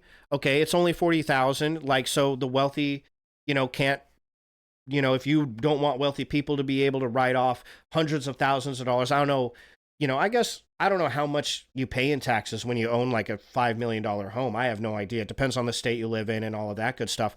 But you want to be able to write off, it would be a lot more than what I pay. They would only be able to write off up to 40,000. So if they're paying more than that, they can only, you know, and 40,000 to somebody who's worth millions of dollars, you know, I guarantee you it isn't as much as $1,200 is to me, you know? So, you know, I'm tickled with that. Cool. You know, that seems like a legit thing. I like that. If you can give me a reason why that's trash, then please do. I will listen. I'll listen to your argument for sure. I would be happy to hear it. Restrictions on food stamps. Okay, so this was a real testy one. This was, who talked about this? Boop, boop, boop, boop, boop, boop, boop. Pretty sure this was the big, beautiful bill will transfer trillions from workers to Wall Street. We will watch this, at least a little bit of it. And we might not get to the Young Turks, unfortunately, or Asmongold. We're not going to get to either of them. I do want to hit the more perfect union, how the big, beautiful bill will transfer trillions from workers to Wall Street. And this is, we're kind of already going over this. This is Mint telling us what's in the big, beautiful bill. We're going over CBS telling us. Okay, so assuming that that is in the bill, which we can go look it up, or you can look it up now. If you're watching this on YouTube, you're going to have the links in the comment section for this, so you can look it up if that's actually in the bill. All right. And Homeland Security and Immigration, you can look that up too to see how that's happening. Okay. Restrictions on food stamps. The Senate bill still shifts the cost of SNAP or food stamps to some states. Okay, the program is currently fully funded by the federal government. So the Senate bill shifts the cost of SNAP to some states. What states and why? The federal government would continue to fully fund the benefits for states that have an error payment rate below 6%. An error payment rate. Interesting. Okay. Beginning in 2028. So, error payment rate, I'm assuming, means payments that are made in error. I'm assuming that. I mean, that makes sense, right? You know? Okay, so if they have payments made in error less than 6%, then the federal government would fully fund their SNAP programs.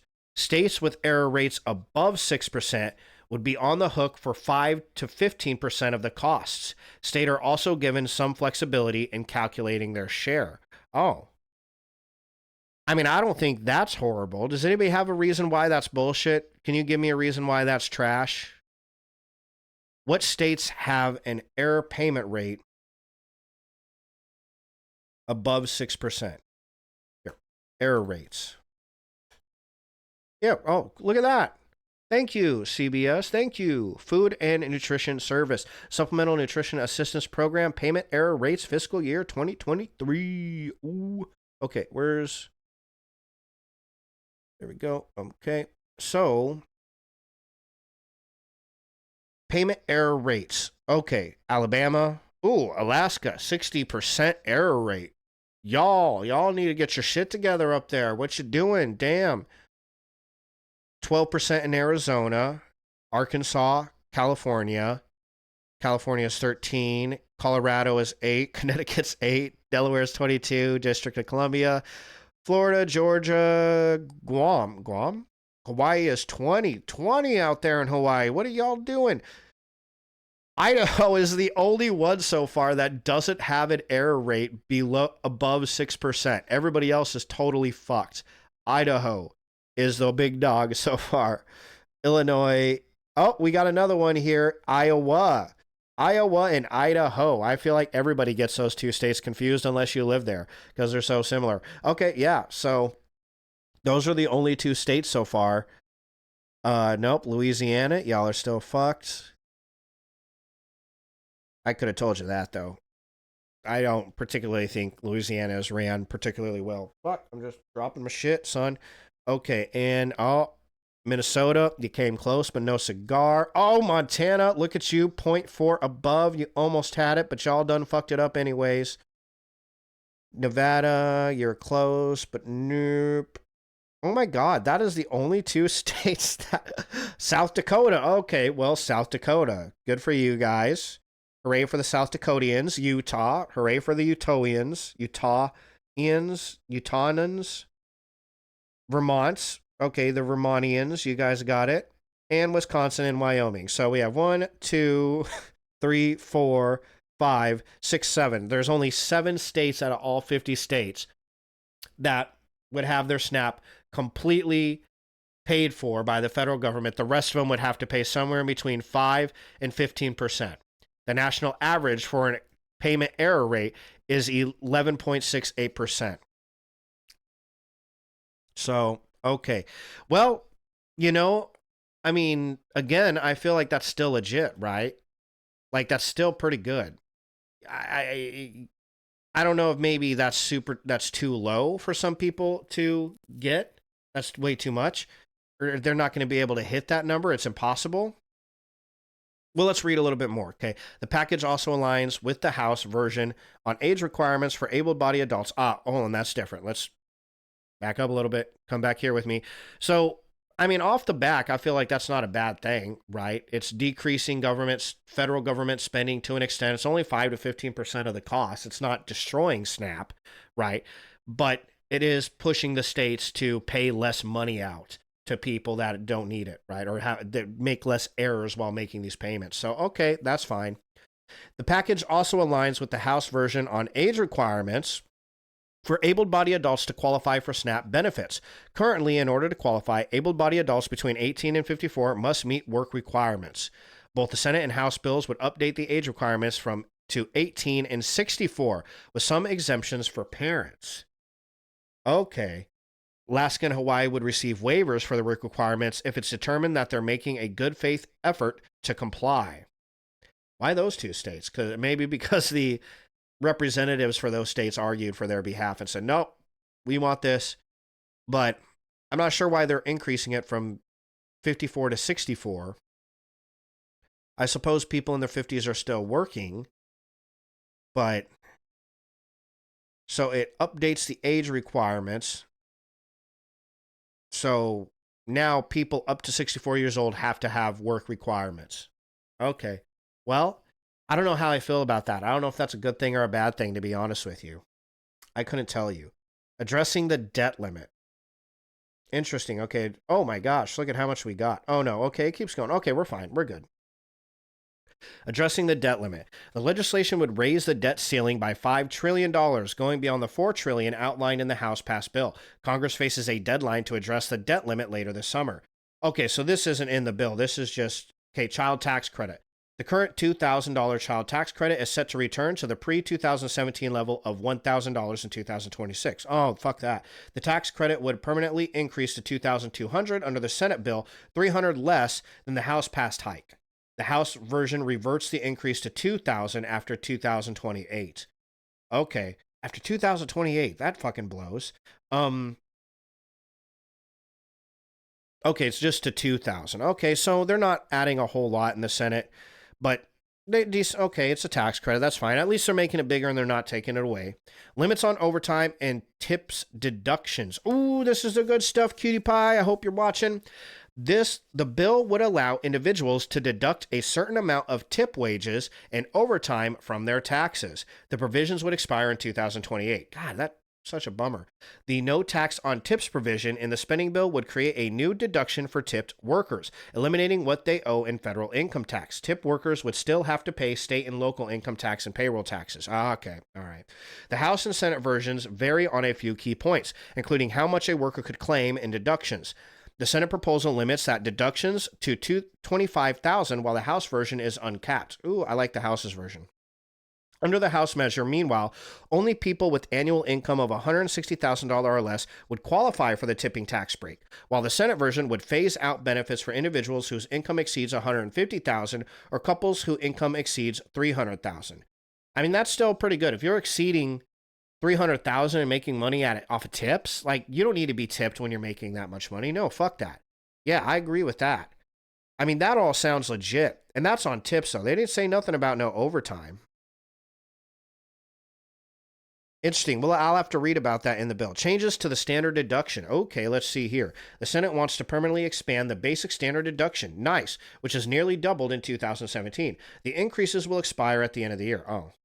The House bill, however, would expand the deduction only through 2028. Okay, fine. All right, which has nearly doubled in 2017. Well, I'm down for that. Permanently expand the standard deduction. Sweet. That's okay for us. That's less taxes for us. So, you know, all around, there's a lot of spending in here that's adding to this debt ceiling. That sounds like that's how they're getting that $5 trillion. A lot of spending and a lot of tax cuts. I like, so far, these tax cuts that we see. The child tax credit, okay, it's not raising by a lot, but it is raising, and that's good. No tax on tips. You can deduct, what is this? A certain amount of tip wages and overtime from their taxes. So tip workers new deduction for tip, eliminating what they owe in federal income tax. Okay, that's great. So the state proposes limit up to $25,000. So for people, like, that sucks. I don't like that. The House version was uncapped. I like the House version. Uncapped on your tips until you're making $106,000. Only if you're making $160,000 or less. If you're making more than that, then you don't get the deduction for your tips. I like that. That's a legit, okay. I think that's a good deduction for taxes, right? We need to continue reading. And then, of course, changes to the standard deduction. They didn't tell us they'll permanently expand the deduction, which doubled since 2017. Okay, the increases will expire at the end of the year. I don't know what that increase was in 2017, but that's awesome. Okay, if the standard deduction increases, then bully for me and everybody else who takes the standard deduction, because I do. Okay, so that ends that, and then we don't need that anymore. Okay, so look, I've been streaming for about 3 hours and 3.5 hours, which is good. That's about an hour and a half longer than I usually do, which is fucking awesome, man. To anybody who's still watching, I don't really know. My counter thing kind of is broken. It just stops at a number and stays there. So if you're still watching, I'm going to go get some food because I'm in a bulk right now. I need to go get some food and eat. I know I did my protein shake, but I got steak and eggs that I still need to eat tonight, and then some potatoes and all kinds of yummy shit. So I think I'm going to give it a rest and do that.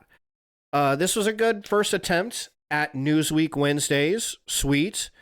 I could have been a little bit more tight when we're looking at the bill. That took out a lot of time, but it is what it is. If you are watching this on YouTube and you enjoyed the content and you like these Newseek Wednesdays, leave a like, subscribe, all that good stuff. If you want to check out the bill yourself, it'll be linked in the description below, so check that out. And in the meantime, yeah, thanks for anybody who showed up and watched live. I appreciate that. Thanks for anybody who's watching on YouTube. I appreciate that as well. I am probably going to let you guys go. Well, I am. I'm definitely 100% going to let you guys go so I can get some food. Thanks for joining me on my first Newseek Wednesdays. I hope you guys learned a lot. We'll be coming back next week, maybe to learn more about the big, beautiful bill, depending on what happens with the House. If it passes, then that will be some good news for us to look into. Or if something crazier happens, then I might focus on that. So we'll see how it goes. But anyways, thank you very much for joining me. Hope you guys have a wonderful Western night, and I will see you tomorrow. Oh, that's right. Hold on. Before you go. Yeah, tomorrow is Conspiracy Theory Thursdays. So that'll happen at 7 p.m. We're talking about the birds aren't real movement. Okay? So tune in for that if you like conspiracy theories. In the meantime, have a good night, you guys. Peace.